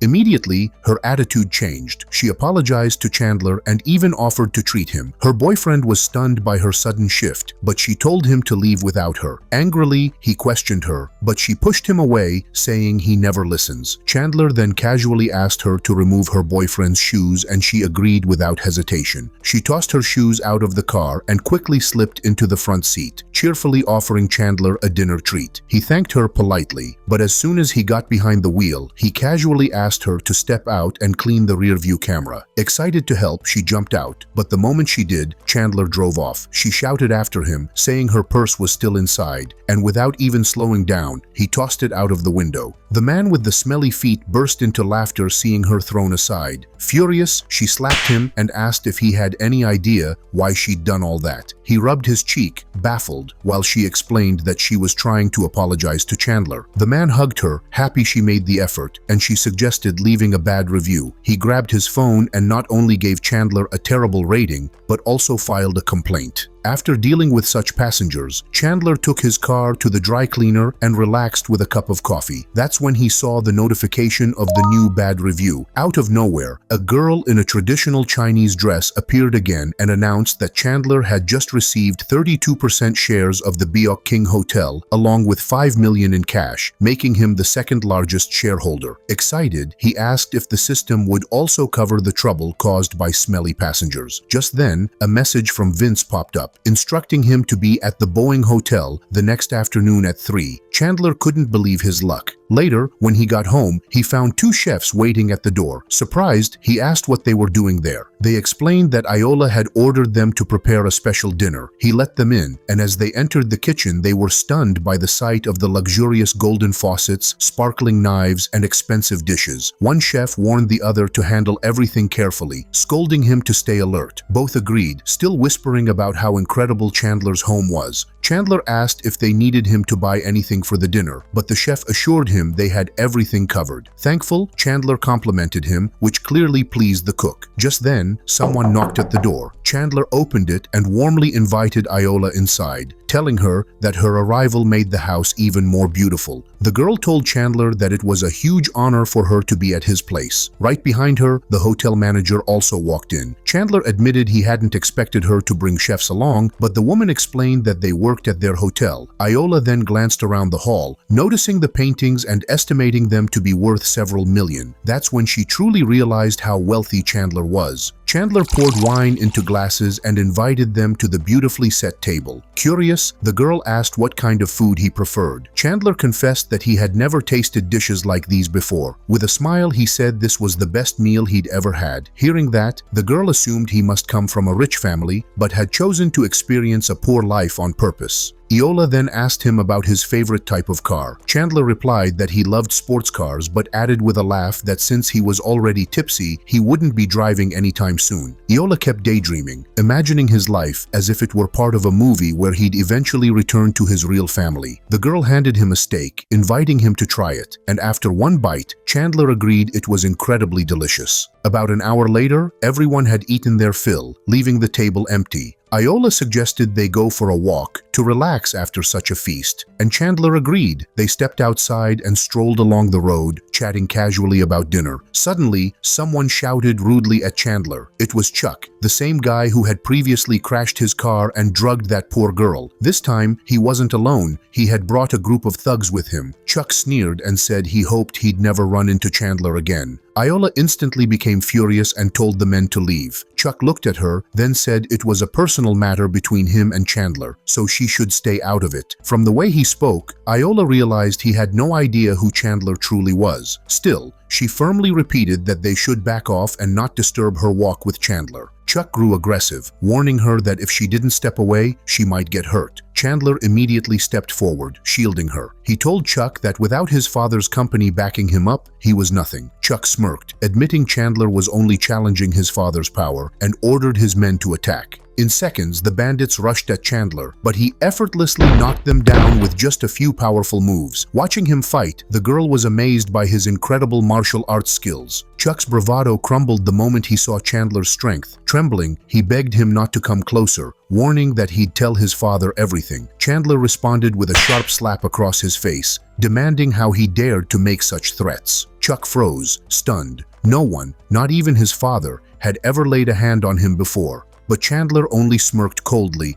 and warned that things weren't over yet. He delivered a few more backhanded slaps, so strong that Chuck's head rocked from side to side. Terrified, Chuck pleaded for mercy, admitting his mistakes and asking for forgiveness. Chandler ordered him to leave immediately. His frightened henchmen grabbed him by the arms and hurried away as fast as they could. Impressed, the girl praised Chandler's fighting skills and asked where he had learned them. Chandler hesitated, unable to reveal that his abilities came from the system, so he vaguely replied that he hadn't seen his teacher in a long time. She wished that one day he would meet his teacher again, then asked what he planned to do about Chuck and his father's company. Chandler admitted he hadn't decided yet. The girl assumed it must be tied to family matters, which was why he couldn't act openly. Wanting to help, Iola offered her support as a sign of friendship. Chandler accepted warmly, promising he'd repay her someday. She blushed, saying he didn't need to be so formal, then added that soon he would witness the downfall of the Java company, Chuck's father's business. Chandler shared that he had recently received shares in the Boking Hotel and invited her to dinner the next day. She happily agreed. Later, at Villa Number 8, the manager handed Iola her slippers as she returned. Curious, the woman asked how the evening had gone. Iola said she was now convinced Chandler came from a wealthy family with martial arts training, then described the fight. Determined, she instructed the manager to dig up information about the Java company and prepare to bankrupt it. The manager nodded and immediately began working on it. The next day at the hotel, a guy asked Lexi, the same girl who once insulted Chandler in the taxi, why everyone had gathered if Chandler wasn't even there. She explained that he wasn't answering her messages. Annoyed, the guy said that if Chandler didn't show up, he wouldn't be paying for her classmates' dinner. Just then, two of Lexi's old classmates walked in and asked what the argument was about. Lexi explained that her boyfriend was refusing to cover the bill because Chandler hadn't arrived, so she suggested postponing the get-together for another time. The guy with glasses was stunned. Lexi had been the one to invite everyone to dinner, and now she was the one trying to cancel it. The red-haired girl snapped at Lexi, asking if she thought all her classmates were beggars. In frustration, Lexi started hitting her boyfriend, blaming him for ruining everything. He shoved her back, saying he wasn't obligated to treat her friends. While the two argued, a calm male voice interrupted them. Another classmate had arrived, dressed in a sharp, expensive suit. Lexi's boyfriend waved a stack of bills in the air, bragging that he had money but simply refused to waste it on her classmates. Humiliated, Lexi burst into tears, saying she didn't want to date him anymore. He turned on her coldly, warning that she'd regret breaking up with him, then stormed off and slammed the door. The man in the suit told everyone to ignore the drama and not let it ruin the evening. He suggested splitting the bill, pointing out how amazing the food was at the Bak King restaurant. The red-haired girl frowned, saying she couldn't afford it. The boy with glasses nervously asked Lexi how much a dish cost. When she said 8,000, his jaw dropped. Complaining loudly, he said if he paid, he'd have nothing left for his phone bill and begged her to cover for him. Lexi admitted she was jobless and broke herself. Seeing the tension, the rich man offered to lend them money on the condition that they return it later. The bespectacled guy immediately brightened up at the offer, even joking to Lexi that she'd be better off dating this rich classmate instead. Just then, the door opened again and Chandler walked in, greeting everyone warmly and apologizing for being late.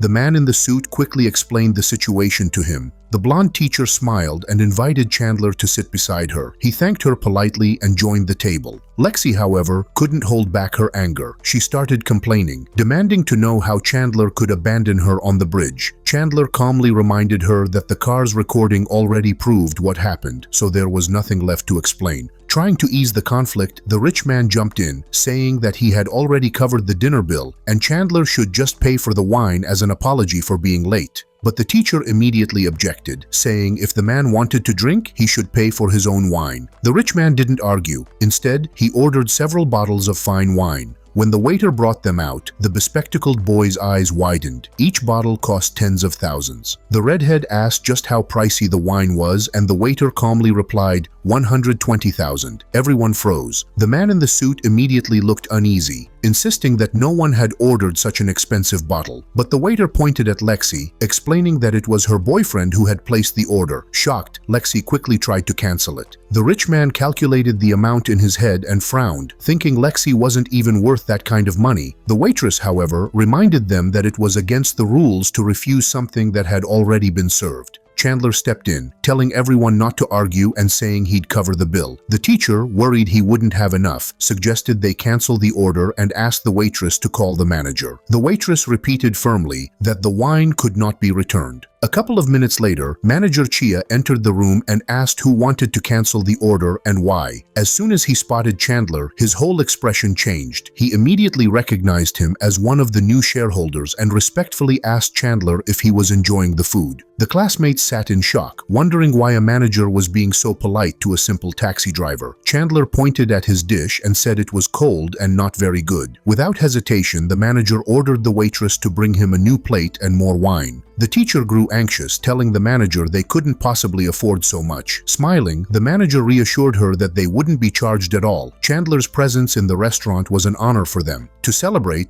the food and wine were completely free. Chandler, however, said that since the man in the suit had already promised to cover the food, he would only pay for the wine. He then told the manager to get back to work, and Chia respectfully excused himself. When the door closed, Chandler encouraged everyone to relax and start eating. The teacher couldn't hide her curiosity and asked why the manager treated him with such respect. The redhead added that it almost seemed like the manager was Chandler's subordinate. Calmly, Chandler explained that he had purchased shares in the Boking Company, which was why the staff acted so courteously. Both the rich man and the boy with glasses were stunned. How could a taxi driver possibly afford such expensive shares? Chandler covered it up smoothly, saying that his late father had left him some money. The bespectacled boy pressed further, asking why Chandler still worked as a taxi driver if he was rich. At that moment, Lexi, who had been quietly listening, finally spoke up. Fighting back tears, she apologized for everything that had happened, reminding Chandler how badly she and her boyfriend had treated him. Chandler looked at her coldly and said he hadn't forgotten their insults. The girl tearfully asked Chandler to forgive her, but before he could respond, noises of a scuffle came from outside the door. Moments later, the manager dragged in Lexi's ex-boyfriend, who was beaten up. The manager explained that the man had shown up with a gang of thugs, planning to cause trouble for Chandler. Confused and panicked, the ex demanded to know what Chandler had to do with the Bok King Hotel. The manager struck him across the face and shouted, asking how he dared to lay hands on the company's second-largest shareholder. Stunned, the man realized just how badly he had messed up.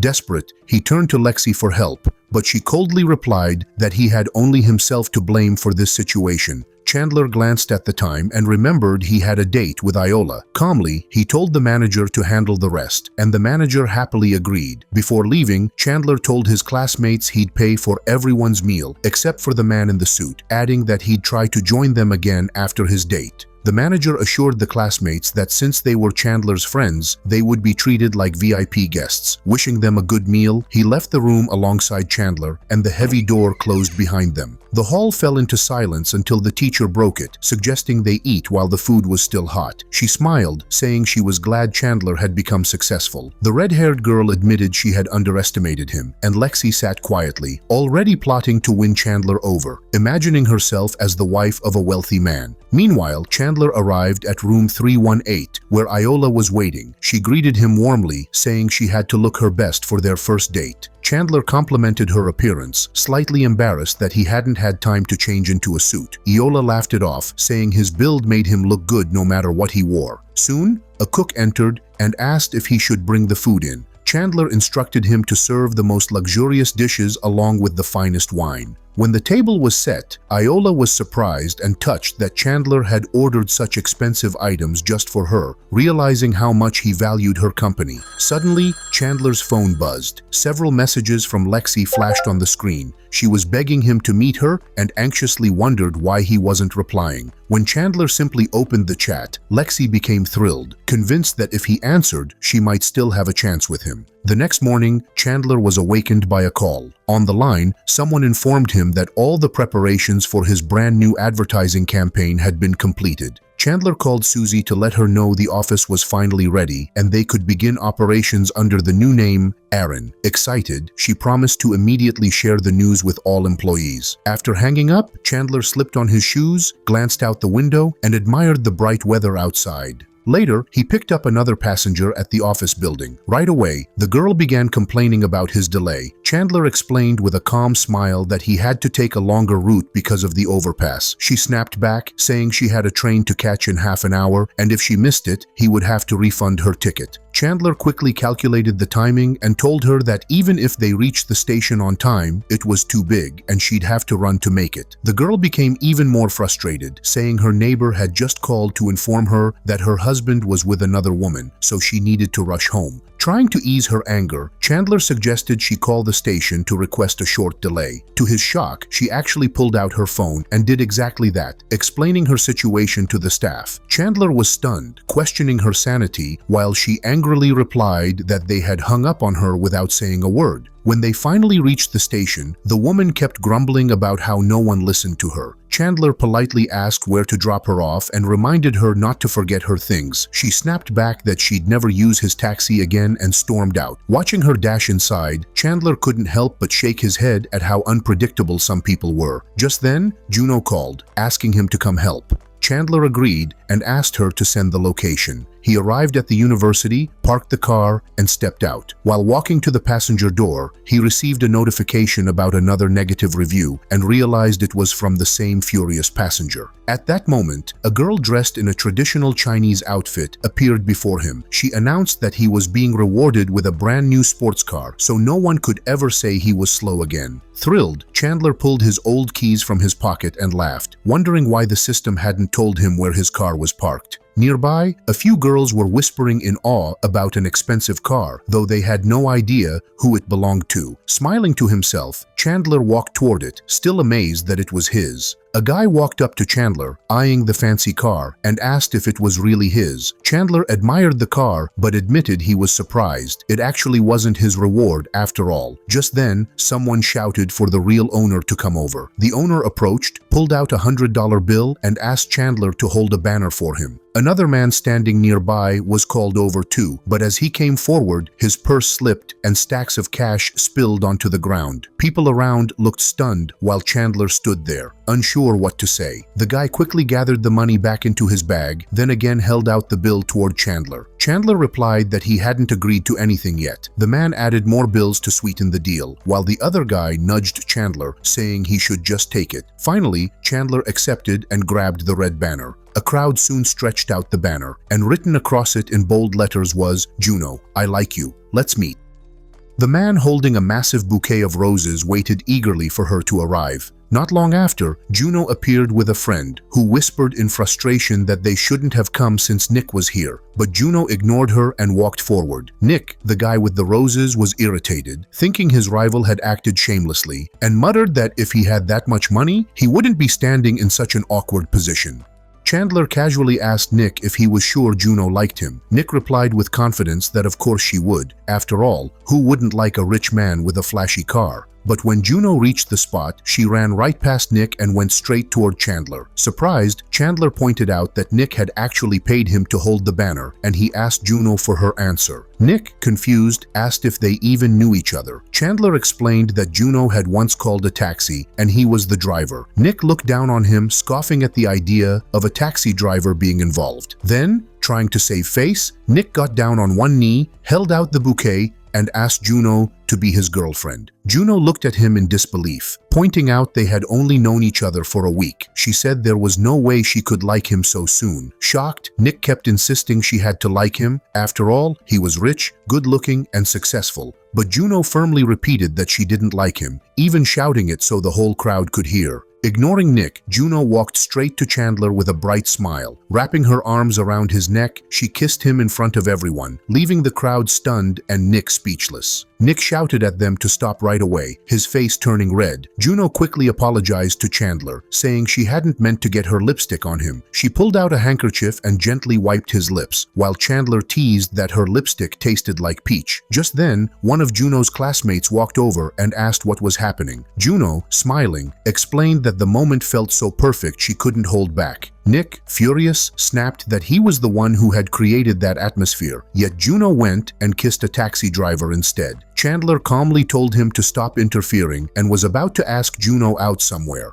But Nick cut him off, claiming Chandler had no right to touch what belonged to him. That made Chandler angry. He asked if Nick was actually threatening him. Nick boldly admitted it, sneering that a poor taxi driver could never compete with him. Just then, Chandler received a notification from the system with a car number, AYC205. The number rang a bell, and when he turned to look, he spotted a luxury sports car parked nearby with the same plate. Excited, Chandler exclaimed that he recognized it. It was his car. Nick, stunned, refused to believe it. He laughed bitterly, saying a taxi driver could never own a $40 million car, not even if he worked his whole life. Chandler pointed at the sleek blue sports car and asked if Nick thought it was his. Nick, trying to cover up, shouted that of course it was his car, telling Chandler to back off. But at that very moment, the car alarm beeped and the doors unlocked. Chandler smirked, asking how Nick's so-called car had suddenly opened on its own. Nick began sweating nervously. Chandler calmly told him it obviously wasn't his and asked, "So what now?" Then, without hesitation, Chandler opened the door and sat inside as if it were the most natural thing. Nick stood frozen, shocked at how the taxi driver dared to enter the car. Juno ran up in disbelief, urging Chandler to get out before the real owner came back. Her friend whispered to Juno to stay away from him, but Chandler looked at Juno and invited her to join him for a ride and maybe grab a bite. Nick was panicking, still wondering why the car's real owner hadn't shown up. Chandler then pulled out the keys from his pocket and dangled them in front of everyone, asking if Nick still didn't get it. Nick's jaw dropped. How could a taxi driver possibly own such an expensive car?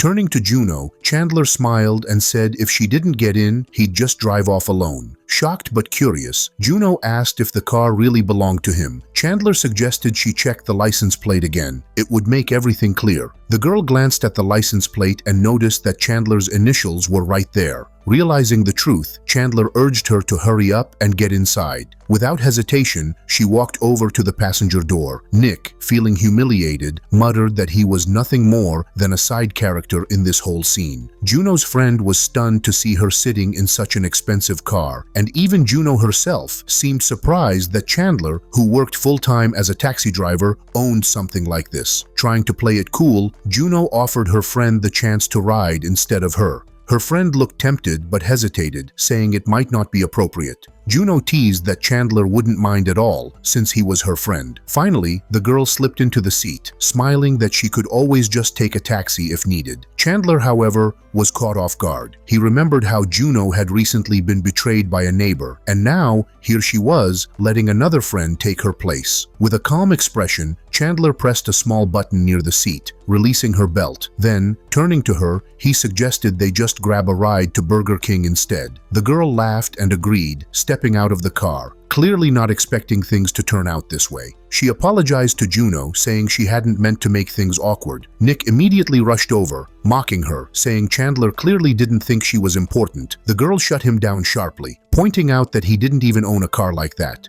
Her words stung, and Nick's face twisted with anger. Meanwhile, Juno pulled her friend away, and together they flagged down a taxi. Nick was still fuming, unwilling to accept that the car belonged to Chandler. In frustration, he called his sister, asking her to investigate who the real owner was. After checking, she reported that Chandler hadn't bought any such car. There were only 3 of that model in existence, and his name wasn't tied to any of them. Nick shouted that he knew it, then told his sister he'd meet her soon at the Bang Hotel where she was staying. His sister was furious that someone had dared treat her brother this way, and she promised they'd confront the matter. A short while later, Nick sped off in his own car and reached the hotel even before the girls arrived. Around the same time, Juno called Chandler to ask where he was. Nick overheard the conversation and finally realized why Chandler hadn't revealed his exact location earlier. Juno, annoyed, snapped that Nick was being ridiculous. She told him straight that he had been rejected and that she wasn't interested in him at all. Just then, another girl walked up, overhearing the bold statement, and commented on how direct it was. Nick's sister also arrived at that moment, scolding Juno for insulting her younger brother. Nick was thrilled to see her backing him up, but Juno stood firm and asked the sister honestly, if she had to choose a partner, would she really pick Nick, someone who had nothing going for him other than money? Nick's sister secretly felt nothing but contempt for her own brother, though she didn't show it outright. Nick, pretending to be protective, told her not to waste time with Juno and suggested they look for the so-called taxi driver. She pointed to a nearby car, but when they walked up to it, no one was inside. Juno's friend whispered that maybe Chandler had been fooling them all along, but Juno refused to believe it. Nick's sister started mocking Juno, calling her naive and warning that she could easily be tricked this way. Juno pushed back, saying she would decide for herself who to trust, and it definitely wouldn't be Nick. That insult cut deep, and Nick, furious, threatened to hit her right there.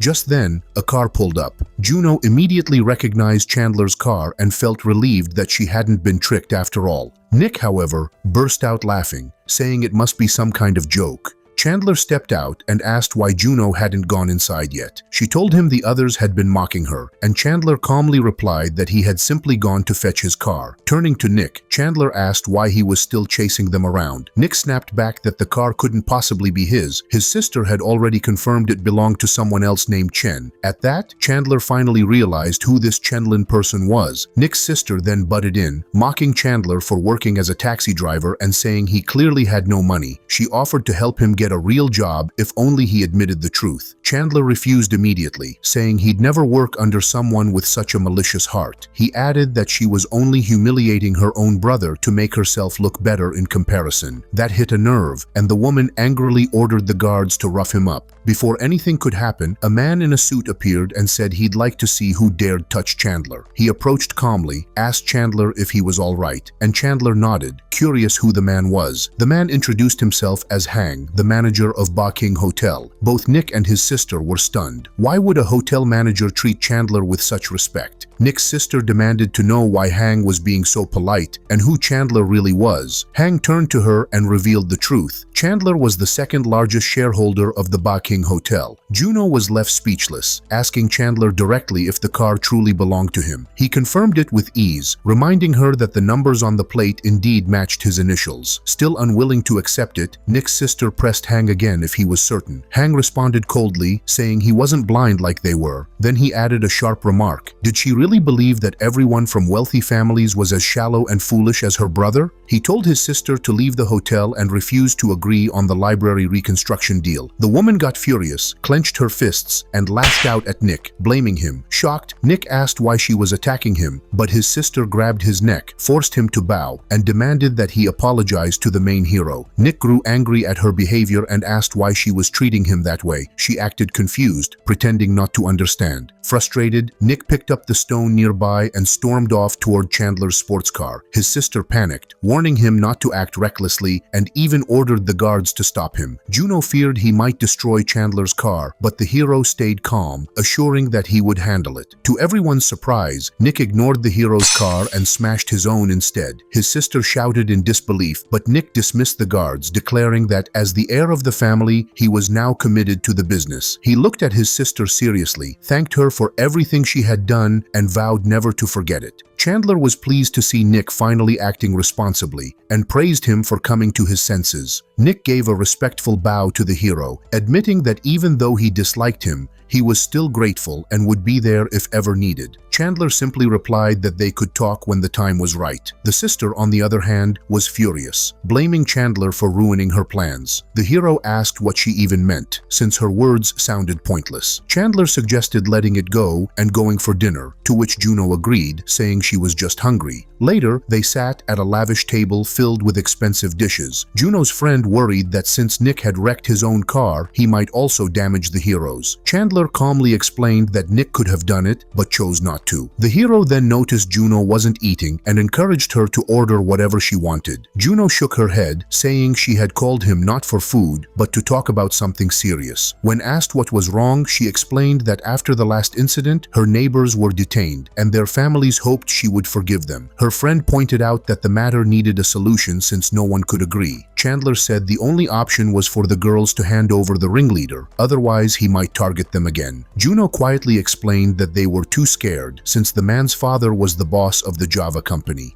He poured some wine and told Juno to just hear him out. He said she should lay down her conditions clearly, and that itself would be an act of kindness. There was no need to stress over the Java company. Juno nodded and agreed to follow his advice, raising her glass in agreement. Chandler then casually suggested going to a movie since the serious talk was done, which made his friend very excited. Chandler, though, felt his girlfriend was being too clingy, since his invite was clearly for Juno. Noticing his look, her friend misunderstood and thought Chandler had feelings for her. When they were leaving the hotel, Chandler handed his car keys to the manager, asking him to drive his first car carefully. The manager promised to handle it in the best way possible. Chandler praised him and even said he would spread word about how well he worked, making the manager blush with gratitude. Meanwhile, at Villa number 8, Iola's father asked if it wasn't too early to assume Chandler came from a wealthy family. Iola replied that Chandler was deliberately hiding his true identity. Her father reminded her that they held shares in Java, and it wasn't wise to cut ties for the sake of someone whose background wasn't confirmed yet. Just then, a flushed manager entered, announcing that Chandler had returned in a luxury car. Curious, Iola asked which brand it was, but the manager hadn't caught the details. Surprised, she commented on how freely he spent money. Even she couldn't afford to act like that. She told her father she would prepare a gift and take the chance to check out his car herself. Over at Villa number 1, Chandler checked his phone and saw footage of the woman he'd given a ride earlier that morning. She was being taken away by police, angrily insisting she had only bought a train ticket and shouldn't have been detained. Chandler wasn't surprised. He thought it was only natural her husband had strayed from her. Out of nowhere, a girl in a Chinese dress appeared and explained that a new complaint had been logged, so the system had given Chandler dirt on the Java company. He was stunned at how powerful the system was, since even a giant like Java wasn't beyond its reach. The girl leaned close and whispered that another complaint had been filed, which earned him an extra magic driver bonus. Embarrassed, he asked what that skill meant. She told him it gave him the ability to control any form of transport perfectly, whether it was a plane, a boat, or anything else. Chandler was thrilled by the upgrade and admitted the name suited the ability perfectly. Late at night, the doorbell rang and Chandler wondered who could be visiting at such an hour. When he opened the door, Iola stood there, asking if she had disturbed him. He told her it was no trouble at all. Smiling, she explained that she had brought a watermelon especially for him. Chandler thanked her warmly and invited her inside to share it. She suggested they enjoy it by the lake, with the city lights as a backdrop, which Chandler thought was a great idea. He went to the kitchen to slice it up, while Iola, left alone, wandered closer to his car. When she saw it, she was stunned. It was a luxury car worth around $50 million, with a personalized license plate. Just then, Chandler returned with a bowl of cut watermelon and invited her to sit and enjoy the night view together. While they ate, Iola couldn't help admiring his car. Chandler casually offered her a ride,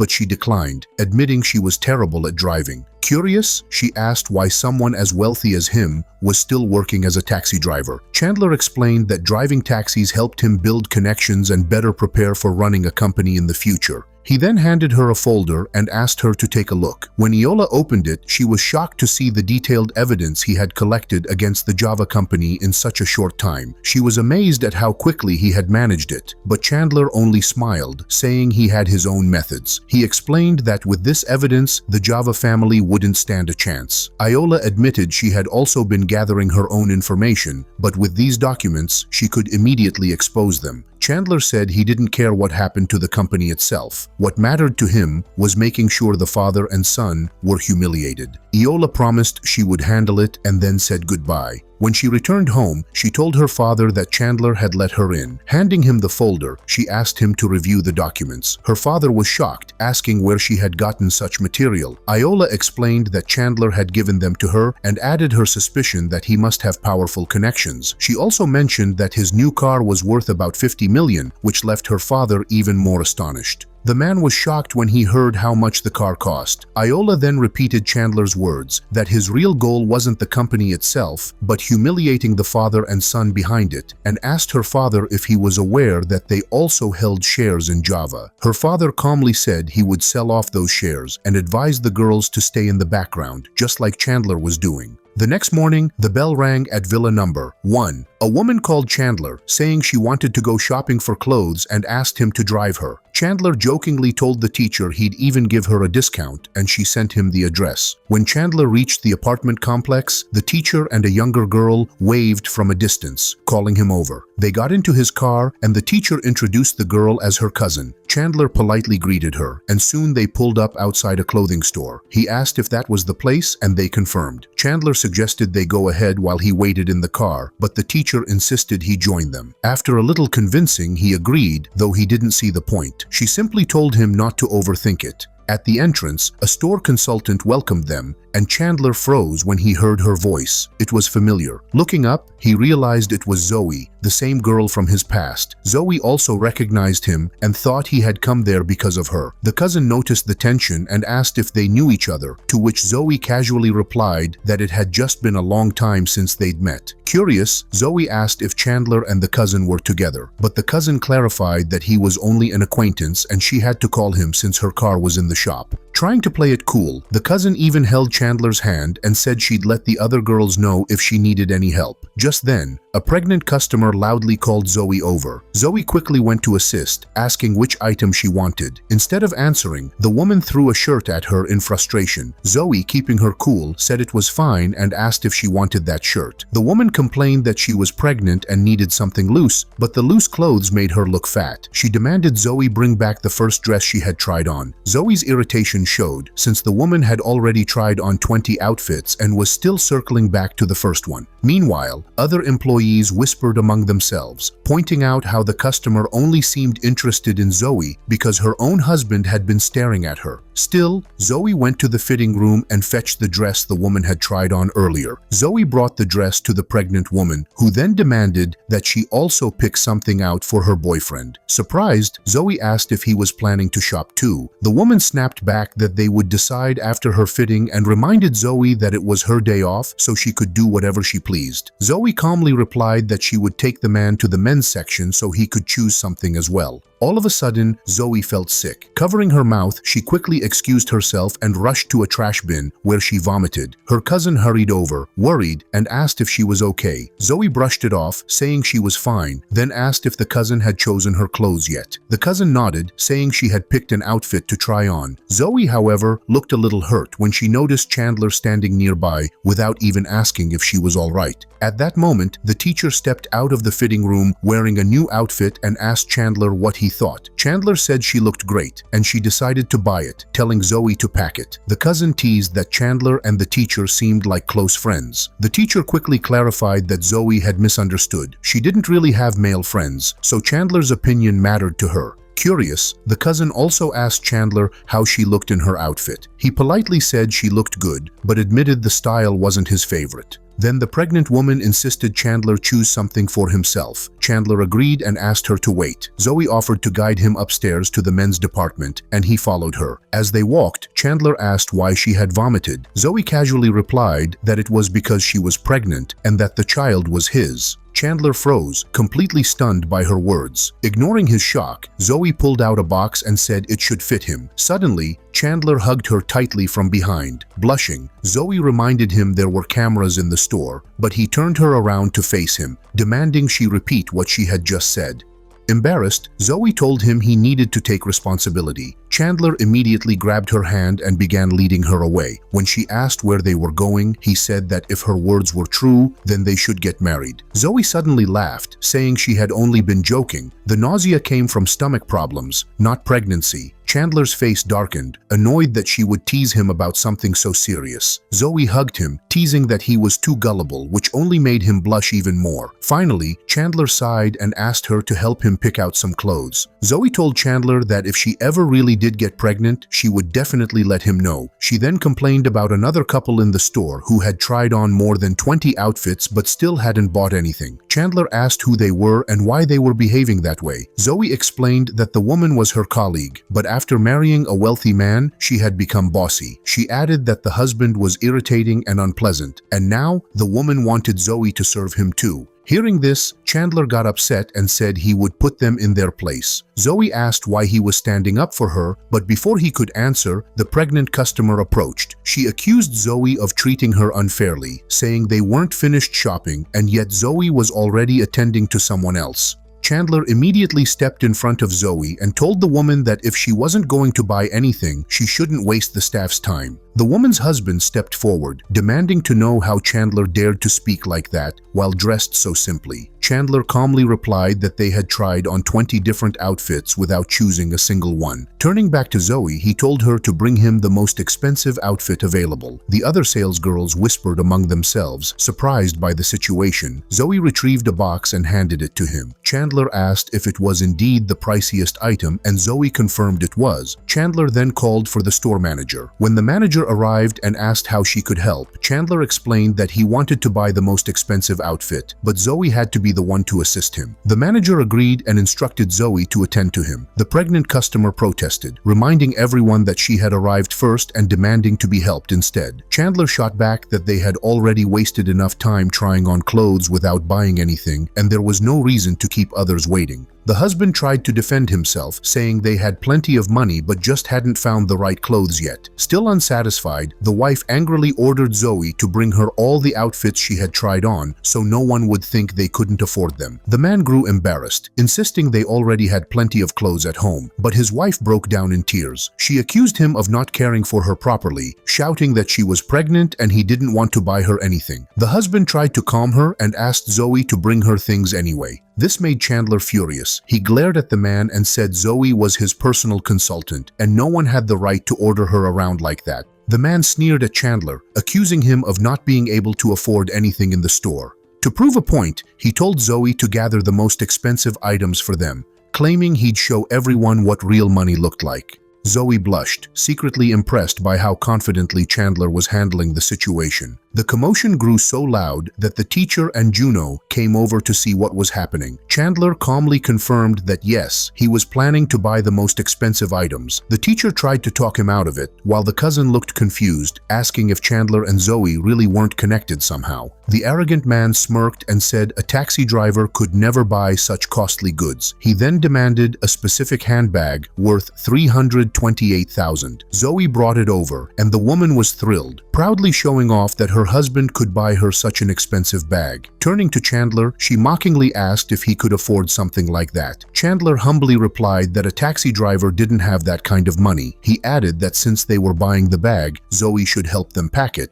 The man narrowed his eyes, realizing Chandler was pushing him into the purchase, and accused him of deliberately provoking them. Chandler brushed it off, saying he wasn't provoking anyone, and if they couldn't afford the purse, that was their own problem. The woman turned angrily to her husband, asking if he really wasn't going to buy it for her. The man repeated that Chandler was only trying to provoke them. Zoe stepped in, saying that he was always boasting about his wealth. Surely he could spend some on his own pregnant wife. That set him off. Red with anger, the man raised his hand to strike Zoe, shouting at her not to cause discord between them. Before the blow could land, Chandler caught his arm mid-swing. With a cold glare, he grabbed the man by the throat and lifted him effortlessly off the ground, demanding how he dared try to hit a woman. He growled that if the man wanted to fight, he should face him instead. Struggling in his grip, the man yelled for Chandler to release him, threatening consequences. Zoe quickly touched Chandler's shoulder, urging him not to stoop to their level. Reluctantly, Chandler let go, and the man stumbled back, clutching his throat.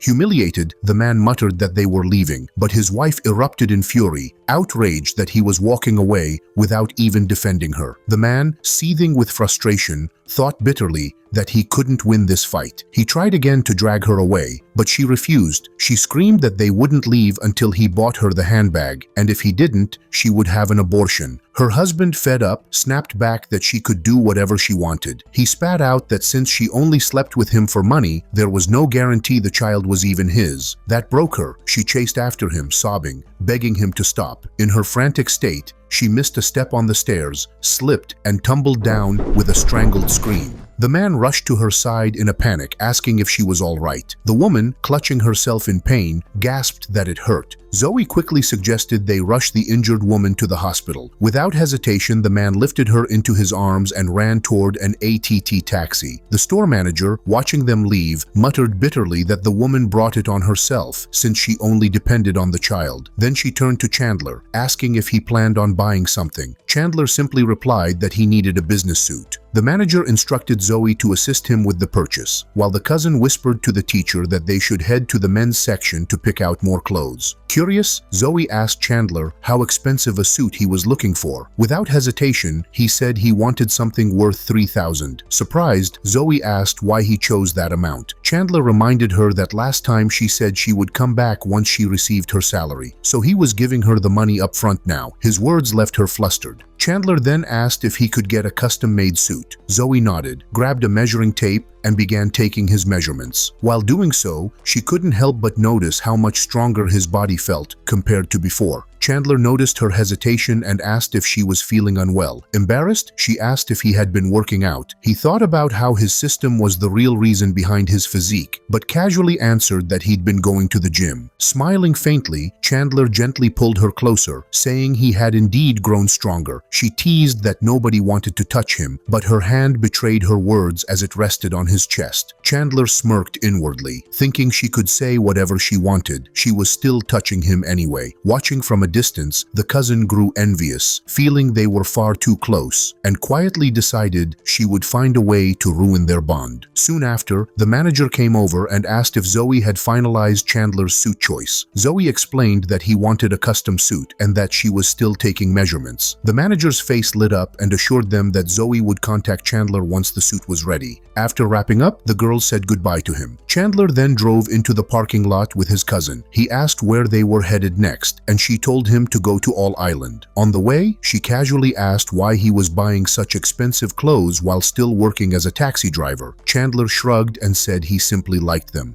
Privately, the cousin thought he was a strange man, flirting with several girls at once, yet she also considered inviting him to dinner with her colleagues. Lost in her thoughts, she pulled out her phone as the car reached the all-island hotel. Chandler said he'd head upstairs for some food and told her to call when she was done. Just then, the girls invited Chandler to eat with them as well. Chandler agreed to join them, and everyone stepped out of the car. As the doors to the hall opened, the group walked inside. The cousin began introducing her colleagues one by one, starting with the HR manager and then the investment manager. She also introduced Chandler as her cousin. When they looked around, they noticed there weren't enough chairs. The cousin quickly offered to arrange one for him, adding a remark about how tiring taxi driving must be. The teacher tried to object to her tone, but the cousin ignored her and asked the waiter to bring another chair. When the waiter arrived with the chair, he glanced at Chandler, thinking he looked oddly familiar. The investment manager then asked how much a taxi driver usually earned, hinting that it could be as high as $10,000. One of the girls commented that it was a good sum, and if she ever quit investing, she might consider joining Chandler. Hearing this, Chandler grew suspicious of their intentions. The cousin jumped in, praising the investment manager, insisting he was very skilled and trustworthy. The manager suggested that for ordinary people, buying a few shares would be a safe start. The cousin then turned to the teacher, encouraging her to praise him too, and even proposed a toast in his honor. The teacher, feeling awkward, admitted she wasn't good with words and simply raised her glass to their health before sipping her wine. The investment manager smiled, saying beginners usually lacked knowledge but could learn little by little. At that moment, Chandler casually mentioned he had some spare money and asked which company might be a good choice to invest in. The manager quickly jumped in, assuring him that his money would be safe with their company. Just then, the doors opened and someone walked in, apologizing for interrupting. A waitress followed, carrying premium wine. The cousin was puzzled, saying she hadn't ordered it. The waitress explained that it was sent on the manager's instructions and that he would soon come down to meet them. The cousin assumed they meant the investment manager and whispered that he must have excellent connections if someone of higher status was coming to greet him. The investment manager added that the man likely owed him a favor and would be arriving to show thanks. Moments later, another man entered, apologizing for being late. He asked if Chandler had received the wine, but instead of answering, the store manager immediately spoke up, thanking him for sending it. Curious, the manager asked who he was. The newcomer replied that he was an investment manager, but the store manager cut him short, saying he didn't care about that. What mattered was that the wine should go to Chandler.